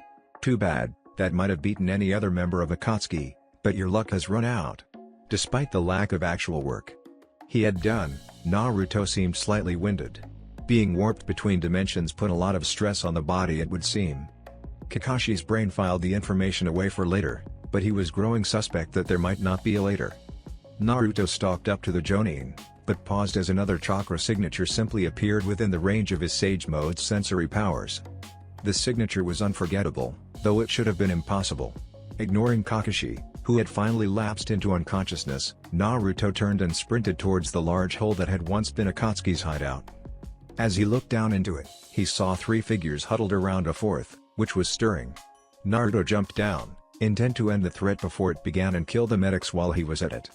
His kick was blocked by the chakra shield embedded in the old woman's arm, which shattered under the impact, but kept the blow from killing her outright. He spun to face the pink-haired one and fired a wind bullet through her chest, blowing her heart out the other side as a bloody mess. He turned to the blonde to finish the job, but saw her throw a small ball at him as he faced her. At such close range, no one could dodge, and Naruto was hit in the chest squarely. He didn't expect it to expand rapidly, turning from a small sealed ball to a giant lion's maw. The lion's head pinned Naruto to the wall of the cave, and he was shocked out of Sage Mode. Not only that, all his chakra had simply stopped responding to him. He was as powerful as a newborn kitten, trapped by the sealing technique, loin closing roar. His blue eyes looked around frantically, barely noticing the blonde trying in vain to revive her already dead friend and settling on the furious redhead limping towards him. Sand that had not been there a moment before snaked around him, forming a thin spike over his shoulder. The Kazekage, former Jinchuriki of the one-tailed beast, looked at Naruto with rage-filled teal eyes. "For myself, for my village, and for my friends, die!" Gaara shouted the last word, and his sand shot forward to impale the Akatsuki member who had dared attack his village and friends. That would have been the end of Naruto. Would have, if he hadn't been freed at the last minute. Several wooden spires shot out of the wall and dislodged the lion's maw, pinning Naruto to the wall. The sand missed his head by several inches, cracking the stone wall it hit instead. Naruto immediately began to draw in more natural chakra and get the chakra he already had moving again. Naruto was joined by Deidara, who had jumped down to avoid her pursuers. She paled upon seeing the Kazekage she had killed not a day ago back from the dead and walking around. "Thanks for the assist, Zetsu. You're late though. I thought working with Sasori would instill you with a powerful sense of punctuality," said Naruto, grateful for the rescue, but still annoyed at Zetsu's tardiness. Only Zetsu's white half emerged from the wall, grinning like an idiot. "Well, it looks like I should have taken a bit longer. I'm supposed to collect a dead body." "You were late, yeah. Somehow they brought him back to life. Guess you can explain to Sasori why he doesn't get his Kazekage," grumbled Deidara. If Zetsu could get any paler, he would have. Sasori could get pretty violent when he was angry. Then again, why not finish him now and we can all go home? "Sound good?" asked Zetsu's white half nervously. "We've been fighting for a while, and I'm in no condition to keep fighting long enough for the rest of the cavalry to come running. I'd say Deidara is pretty worn out as well," said Naruto. "One-tailed beast is good enough for now. We'll get the nine tails some other time. Here." Naruto tossed Zetsu 2 scrolls from his tattered cloak. "These should make it up to Sasori, one for our mistake and one for yours." Zetsu tipped an imaginary hat to the duo and faded back into the wall. Deidara tossed out a small bird and made a seal to make it grow. The two hopped onto the hawk that emerged from the smoke. The leaf ninja weren't about to let them leave so easily, nor was the formerly deceased Kazekage.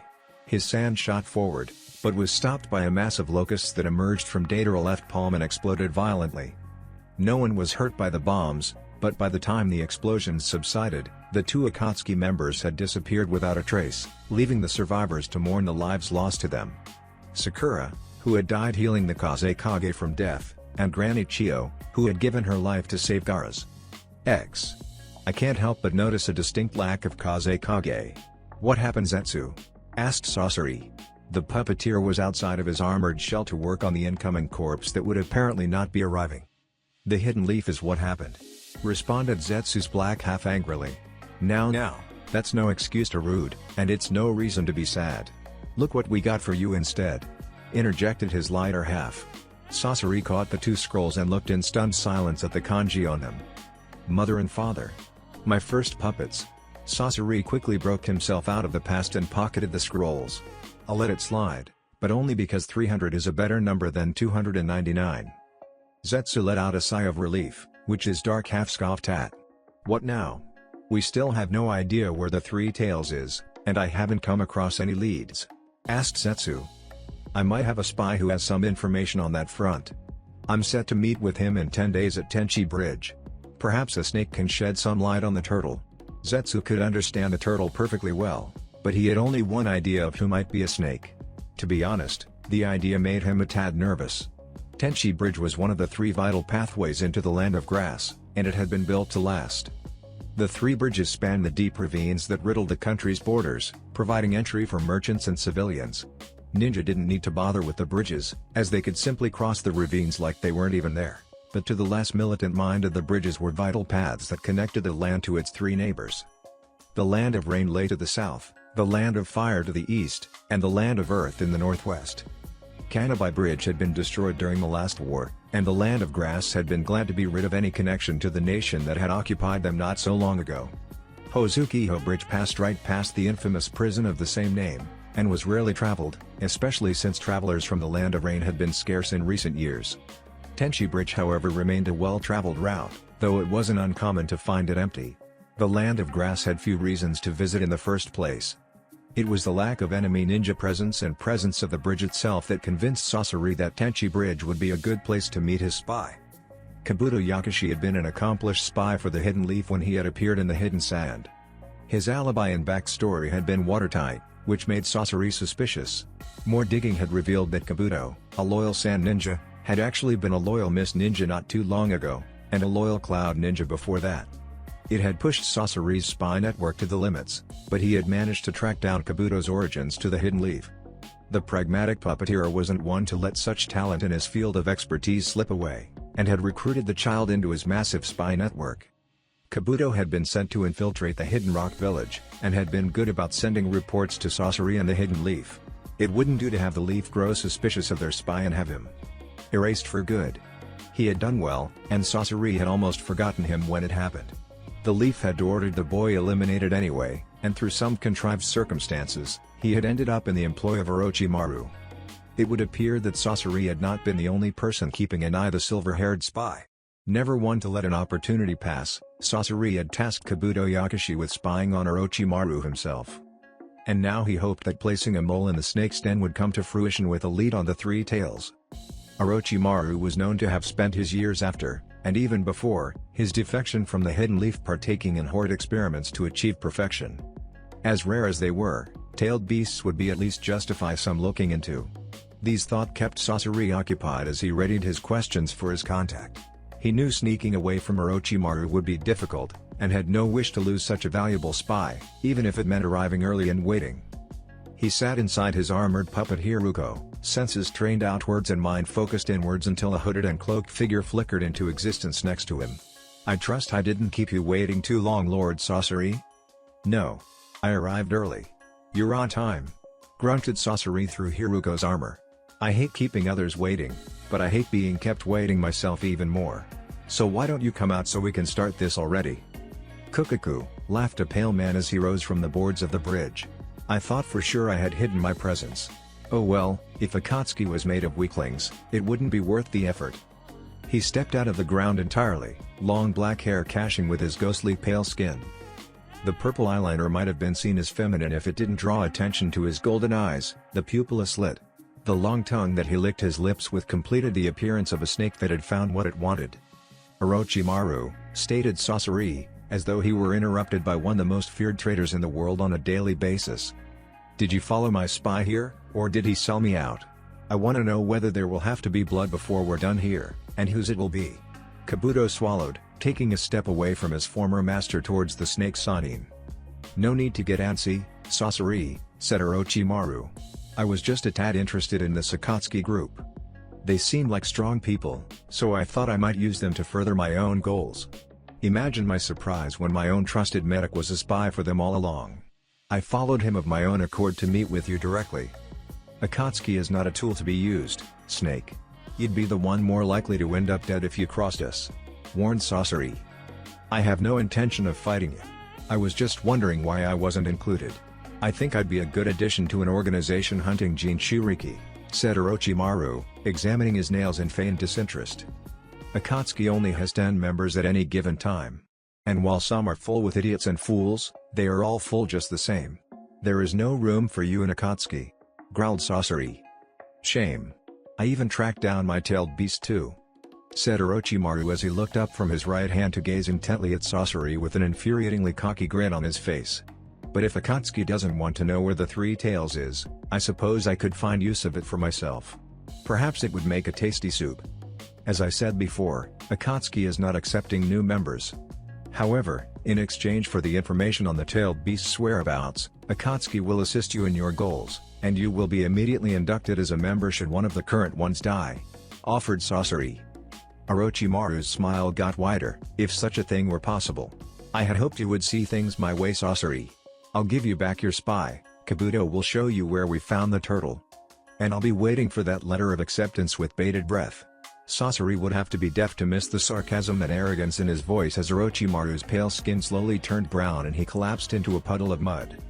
"I'll have word with you about checking to be sure you aren't followed later," grunted Sasori. "For now, take me to the tailed beast." Sasuke usually hated the rain. It was wet, good for farmers he supposed, but to him it was just one more hindrance in battle. But today he didn't mind. Today, it seemed appropriate that the universe share his feelings.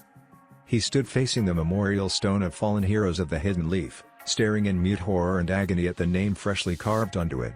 Sakura Haruno. It was only a name, but it was a name that meant so much more than just a name, in a place it shouldn't be. Part of him blamed Ino for not being a good enough medic, but the argument was mostly a hollow excuse to push away and wallow in his own guilt.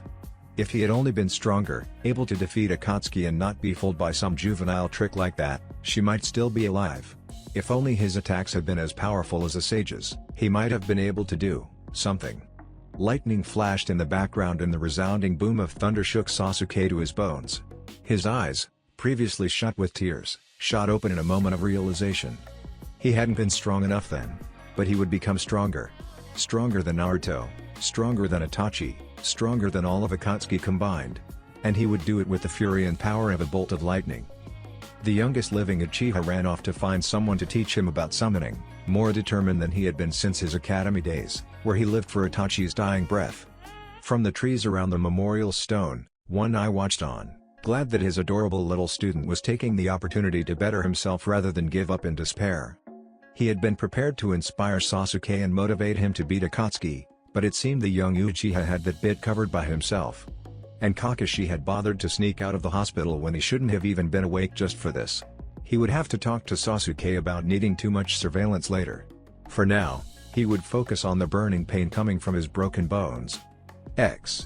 If I ever become a traveling hermit, I want you to kill me, complained Kisame. This whole traveling where the wind takes me crap makes it way harder to find someone that it should be.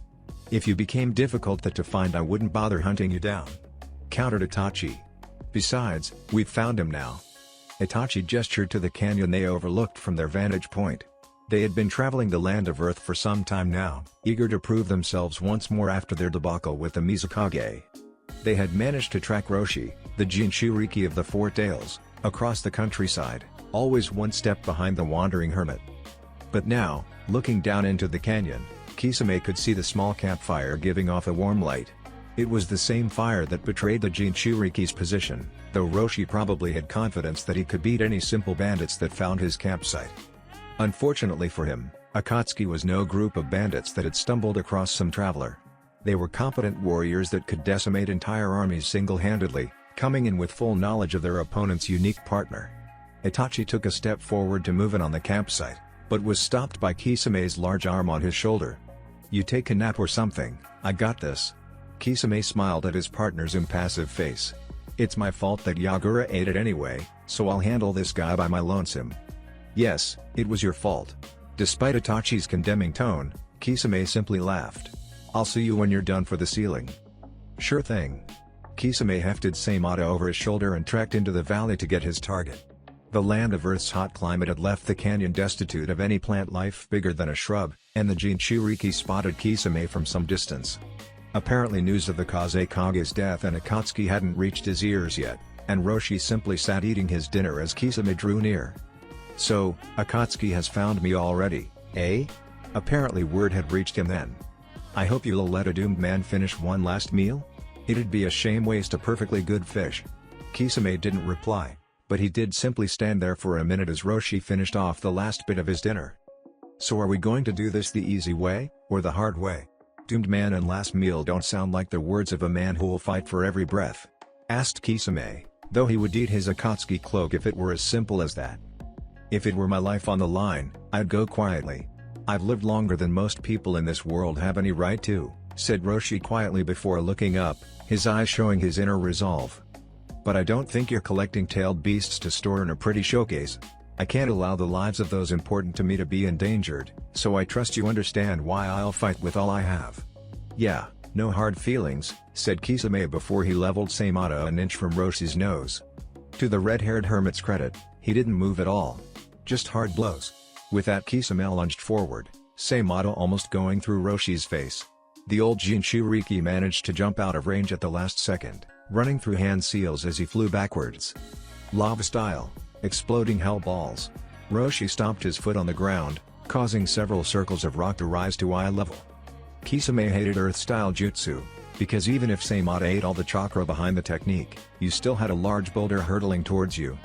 The circles of earth bowed in the middle and launched at Kisame once they had collapsed in on themselves, leaving Kisame to stare down the balls of rock shooting towards him. Saimata cut through the first one, and while his sword couldn't talk, Kisame could sense it complaining about the hot lava inside the sphere. The next two hurtled past him on either side harmlessly, striking where he would be if he hadn't have dodged.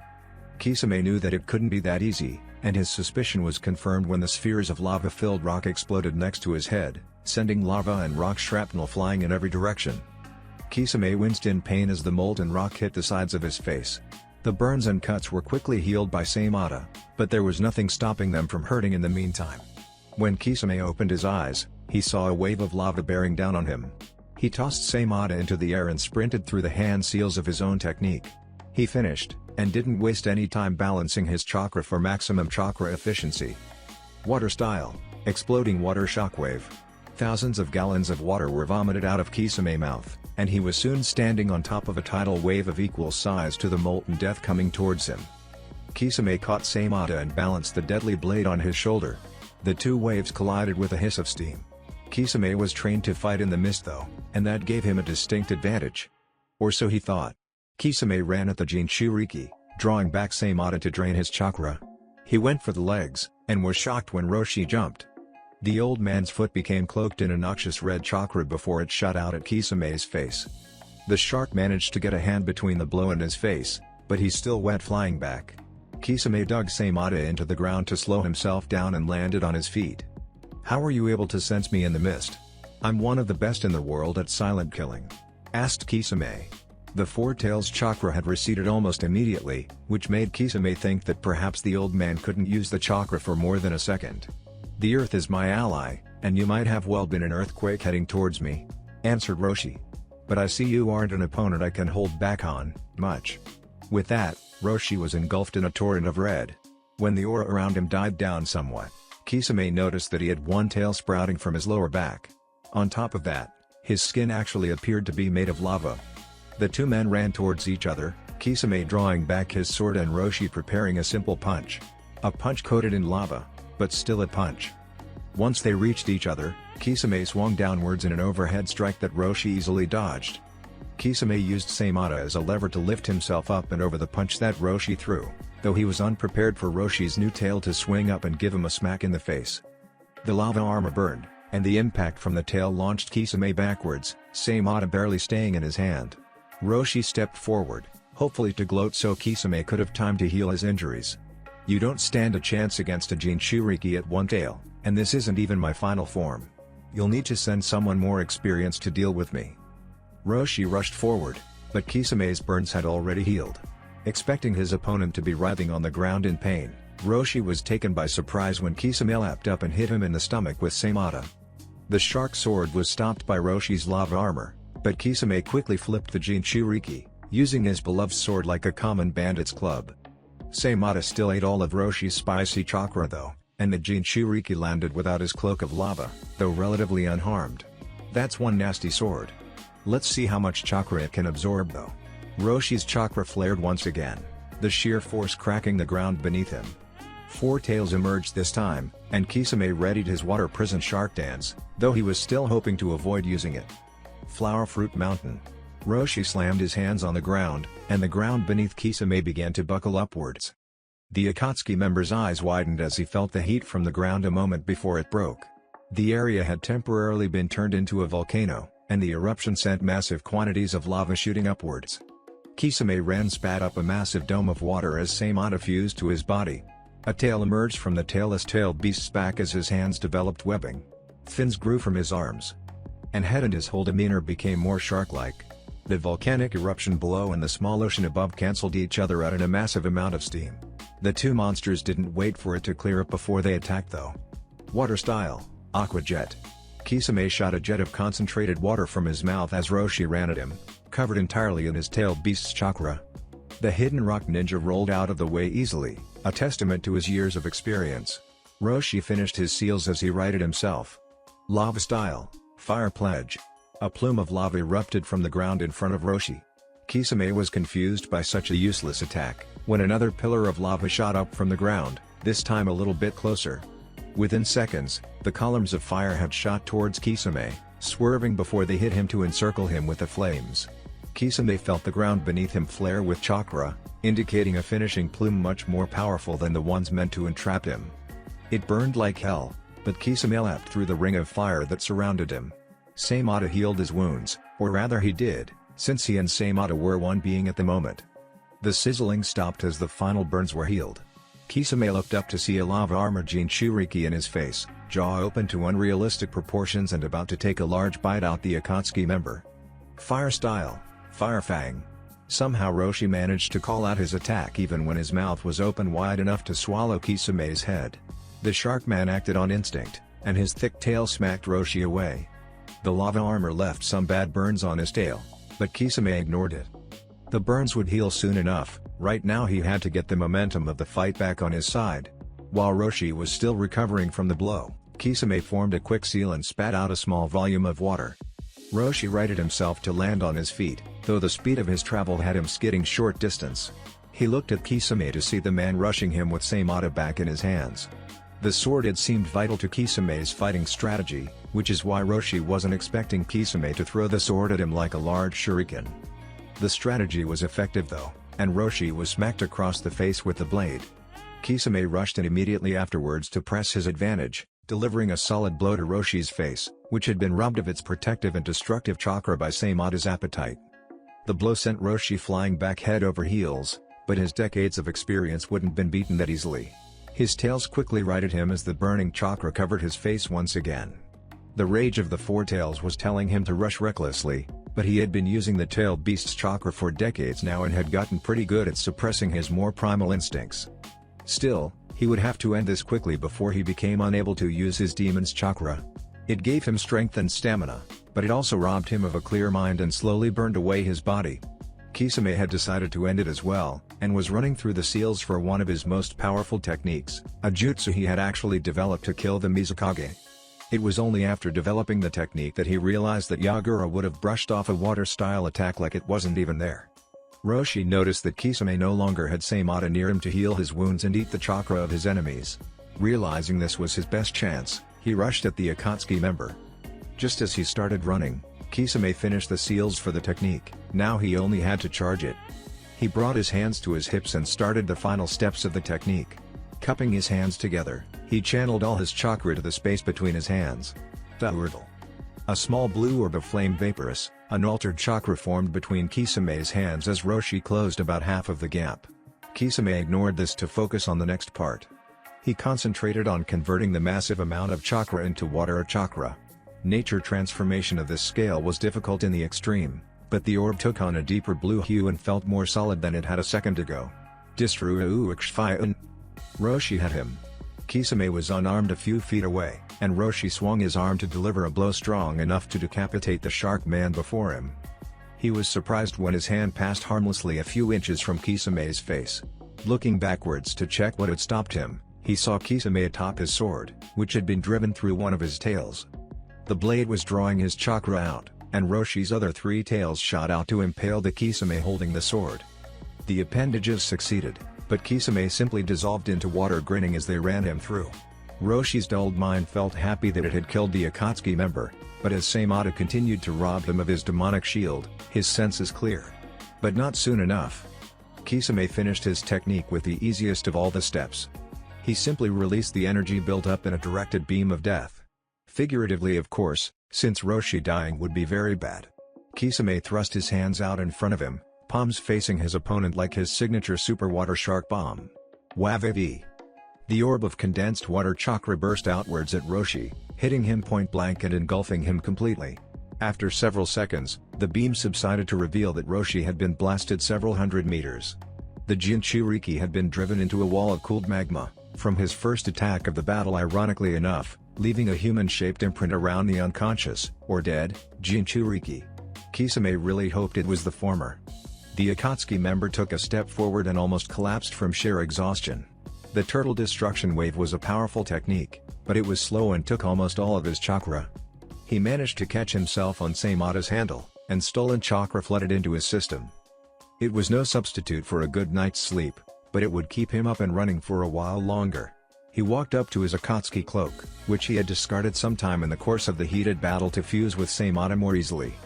After donning the article of clothing that declared his allegiances like his headband used to, Kisame walked up to the bearded Jinchuriki and poked him in the stomach with Seimata. The light touch was enough to dislodge the body from the rock, and Roshi fell onto Kisame's blade. He groaned as Kisame swung the sword up over his shoulder for easy transport of the body, reassuring Kisame of the Jinchuriki's continued life. For a little bit longer anyway. This manner of carrying the body had the fortuitous side effect of constantly draining the man's chakra to keep him sedated. Kisame trekked back to the ridge where he had left Itachi, and wasn't surprised to see that the Uchiha had only moved to sit down on a large rock. Kisame decided to inform Itachi of the painfully obvious, just to annoy his stoic partner. "Well, I got the old geezer, but he sure put up a fight." Kisame punctuated the sentence by tossing Roshi's body onto the ground in front of Itachi. "Don't complain. You were the one who wanted to go alone. If we had gone together, he wouldn't have lasted a second," said Itachi, his black eyes betraying no emotion. Kisame's partner looked down at the body in front of him. "Shouldn't you show a bit of respect to the elderly?" "Ha! Don't let his age fool you. This old guy isn't one to be taken lightly. I almost had to use a tenth of my full power against him." His bragging managed to get a light groan out of Itachi. It wasn't much, but Kisame would take what he could get from a former Anbu captain. "Let's get a move on. We have a Jinchuriki to seal, then we take out my target. Luckily the Five Tails is also located in the land of Earth, so we won't have far to go," said Itachi as Kisame lifted Roshi once more with Seimata. The duo walked off, sending a message that they had procured one of the targets. Sasori and Zetsu were rather annoyed. Orochimaru's tip had proven accurate, but the location that it had led them was rather frustrating. "So," began Zetsu, beating around the bush, "I don't suppose. Do you have any puppets that can swim?" "No. And I'm guessing your underground transportation won't assist in getting the Three Tails out of the lake either," grumbled Sasori, who was grumbling even inside Hiruko. "No," responded Zetsu. "I may have something that could help, but I'm still ironing out the details." The Akatsuki team stopped arguing and stood intently listening to something in perfect unison. A second or two passed, and they both relaxed once more. "Ponder it all you like over the next 3 days," replied Sasori as he emerged from his puppet shell. He pulled out a scroll and began to tinker with one of his newer puppets, installing the hidden weapons. "We have some time to burn apparently." "Who do you think it was?" asked Zetsu, though in typical fashion, he answered his own question. "It doesn't matter who got which Jinchuriki. We got one, that's all that matters. Just be ready to capture the Three Tails after the sealing," interjected Sasori. After listening to Zetsu argue with himself for hours when they had first been paired together, Sasori had learned quickly to stop the 2-1 if he didn't want his time being wasted. And he never wanted his time to be wasted. Sasori pulled a scroll out of his cloak and opened it to remove one of his backup organs. "Here." Zetsu reached over and grabbed the juicy spleen and began to eat as Sasori worked on his puppet, the two passing the time until the sealing began. "Damn it Kakuzu. Why you old fuckers so slow all the time? We should already be done with this shitty take them alive business, but no, you just have to stop and kill anyone with a bounty on their head big enough to buy a bowl of ramen. Now someone else got another Jinchuriki, and we're still trekking to the hidden cloud," complained Hidan. "Hidan. Shut up, or I'll kill you," said Kakuzu, not bothering to hide his annoyance. "Ha. If you could kill me, I'd welcome it. Besides, you're just pissed because you know I'm right," said Hidan. "Say, who do you think it is this time?" "I do not care. Shame, I recently came across a hefty sum of cash off of a gambler's corpse. I was hoping to gamble it away on bets and the like to keep the spirit alive, but I guess no one wants to take a gamble around here. Even if it means winning large amounts of cash," said Hidan, drawing out the last word for emphasis. "I'd wager it was Kisame and Itachi. Now how much money are we talking about?" answered Kakuzu. "Ha, I knew you'd come around. For a very large amount of dough, my guess is Sasori and Zetsu. He'd hate to be the last one to catch his target, since it would mean making others wait," laughed Hidan. "I don't want money though. If I win, I get to mutilate the next bounty we find. Beyond recognition. It's been too long since my last complete tribute, and my life depends on Lord Jashin's favor. You're insane to think anything could be more powerful than money, but I'll accept those terms. Now let's find somewhere out of the way to be during the sealing," retorted Kakuzu as he and Hidan made their way towards the land of lightning. Hidan's target was the two tails, and Kakuzu would pray to Jashin before his team was the last to collect their tailed beast. Ino was inconsolable after Sakura's death. She spent most of her time crying in her room or visiting Kakashi at the hospital. The Jonin's ribs had been shattered and his internal organs had practically been liquefied. It was only because of Tsunade's unparalleled medical skill that his ninja career had survived. She had been so furious at him for sneaking out of the hospital early, the Hokage had almost forgotten the loss of her apprentice temporarily. But Sakura's death was inescapable. Ino had gotten better though. The pain was still there, but it wasn't as raw as it had been. The blonde Yamanaka had decided that morning to check up on her other teammate, and console Sasuke as best she could. This was more difficult than she had thought, since Sasuke had apparently not just been sitting at home like she had. Kakashi had only seen the Uchiha when he had barged in and more or less interrogated Kakashi on all he knew about summoning. Kakashi had referred him to the retired third Hokage, and Sasuke hadn't been seen since. The third Hokage had been about as much help as Kakashi had on Ino's search. Sasuke had approached the elderly god of ninja several days ago and asked once more about summoning. The old man had summoned a small monkey for the last loyal Uchiha, as he did then for Ino. The critter was absolutely adorable, but Sasuke hadn't been looking for a cute pet. He was referred to Tsunade, as she was the summoner of the slugs, a near indestructible, acid-spewing, absolutely massive summon. Tsunade had seen the Uchiha the same day as her predecessor. He had told her that he was doing summon research to avenge Sakura, and she had told him everything he wanted to know and then some. The slugs were strong, but they were mostly healers. At this rate, Sasuke had apparently despaired of inheriting a summoning contract that fit him perfectly. When Sasuke asked how Tsunade had procured her summoning contract, he was disappointed to learn that the slug summoning contract was a Senju clan heirloom. As the only living Senju, Tsunade had inherited it from her ancestors. Ino had then traced Sasuke to Jiraiya of the Sannin. Tsunade had mentioned that she had no idea how her orphan teammate had procured his summoning contract. When Ino found the pervert, peeping at the hot springs no less, he had treated her to a story about how he found his summoning contract in return for her silence on the matter. Sasuke had apparently gotten the same deal earlier today, and had upheld his end of the bargain. She had still punted him over the barrier into hot water, both literally and figuratively. Still, the story had been interesting, not that she planned to summon herself to the lair of some deadly summon creature. But she knew someone who might just be that desperate. She headed to her team's training ground, where she saw Sasuke practicing some jutsu or another. She couldn't name it, but something held her back from making her presence known. Perhaps it was Sasuke's look of sheer concentration, or maybe the fact that she had some idea as to what he was up to. Sasuke finished the short series of seals and slammed his palms on the ground. Even from across the training ground, Ino heard the name of the technique he had just used. Reverse summoning technique. Ino finally gained the courage to approach her teammate, but by then he had disappeared in a cloud of smoke. Sasuke opened his eyes, Sharingan spinning. He remembered Jiraiya's warning, and as despicable he was as a human being, he was a damn good ninja. Just because Jiraiya had befriended his summons within minutes of arriving, Sasuke may have entered the lair of some deadly beast that wanted no relations with him past dinner. Several seconds passed, and Sasuke allowed himself to sheath his sword and take in his surroundings. He found himself with very little to look at beyond the sky. On an impulse, he looked down, and his eyes widened in wonder. He was at the peak of a large mountain that rose above the clouds. Mountain was generous though, the rock he was standing on was better described as a spire, jutting up from the earth to awe-inspiring heights. Looking around, Sasuke saw smaller spires shooting up out of the cloud cover several hundred feet below him. A loud cawing noise drew his attention upwards once more. Sasuke wondered briefly what could possibly be higher than him, and his question was answered a second later. A large hawk swept down at him, striking out with razor-sharp talons. Sasuke managed to block the strike with his sword, but the impact still drove him off the edge of the rocky pinnacle. Deciding to cut his losses, Sasuke let the hawk carry his sword off as he landed vertically on the rock face. His Sharingan noticed the otherwise invisible blades of wind coming to chop him into mincemeat. There were many blades arrayed in seemingly no order at all, which would have made them impossible to dodge. Unless one had all-seeing eyes. Sasuke weaved and dodged around the rocky peak, avoiding every blade of wind that left deep gouges in the rock. He looked up to see the hawk from earlier beat its wings once more with a loud cry.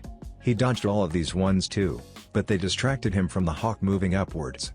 The bird fell into a steep dive at Sasuke. The Uchiha's Sharingan was all that allowed him to track the fast movement. He managed to jump off of the rock face in time to dodge the speeding predator. He locked eyes with the winged beast as it passed him, and time seemed to stop as he gazed into the golden eyes of the brown bird. Deciding that slicing off one of the hawk's wings wouldn't earn its respect as, Sasuke settled for a simple genjutsu. Simple for the Sharingan anyway, it was likely no normal genjutsu user would achieve a genjutsu of this level in their lifetime. The bird's eyes had 3 dots come into being, making it closely resemble a golden version of the Sharingan as it swooped around to catch Sasuke on its back. The bird then flew off to carry Sasuke off to the tallest of the spires, which was amazingly carved into a tower at the highest levels. The bird landed on the top, which was a large nest. Sasuke wondered why the bird flew him here when it flew away. The bird had the decency to leave behind his sword, which he appreciated. Sasuke had no idea what he should do when a large mound on the other side of the nest moved. The mound revealed itself to be an enormous hawk which simply gazed at Sasuke for a short time. The Uchiha was really hoping the bird didn't attack him, since he was still winded from his previous fight at such a high altitude. Luckily, the hawk made the first move, and it wasn't one to eat him. I can't remember the last time the hawks had a visitor that was anything more than a tasty snack. "Why have you come here?" asked the bird. Sasuke was taken aback, both because the hawk had talked, and because it sounded distinctly female. He had known summons could talk, but the previous hawk's simply screeches had led him to believe the hawks were less intelligent than other summons like the toads or slugs. Sasuke started when he realized that the large female hawks was waiting for his response, and looking hungrier every second she was kept waiting. "I need a summon capable of matching the level of the opponent's eye face. A summon that can teach me about Sage Mode," answered Sasuke. The hawk's eyes narrowed. Sage Mode is one of the most guarded secrets of the summons. Only a few know of its existence, even fewer know how to use it. Besides, you would have to be the summoner of whatever creature decided to teach you. "So do you know how to use Sage Mode? I'll agree to be your summoner if you're willing to teach me," responded Sasuke, allowing a tinge of hope to seep into his voice. "You are in no position to be taught anything except what the inside of a raptor looks like," shrieked the large bird of prey. Their high-pitched calls did not lend themselves well to low tones and shouting. Sasuke placed his hand on his sword, ready to retreat at a moment's notice. Luckily the female hawk calmed down rather quickly as seemingly became lost in thought. "Still, Takamaru attests to the sharpness of your eyes. Out of respect for your prowess, I'll offer you a deal." "What kind of deal?" asked Sasuke warily, though he took a step away from the edge of the nest towards the hawk. "If you agree to be our summoner or not, we will let you go. If you become our summoner though, we will teach you Sage Mode if we know it. You run the risk of simply getting one of the hundreds of summons that know nothing about the workings of Sage Mode, but you will not sign another contract until death. That is the deal. Do we have an agreement?" asked the hawk. She reached into the tangled mess of twigs and feathers and withdrew a scroll with her beak. It was tiny compared to her, but was probably a meter across and who knew how long.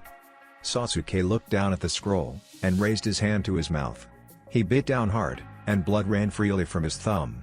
"Where do I sign?" That's it for this video. I hope you all enjoyed the video. Don't forget to like the video, subscribe to the channel, and follow me on my other social media accounts. Anime God here, and I'm signing off.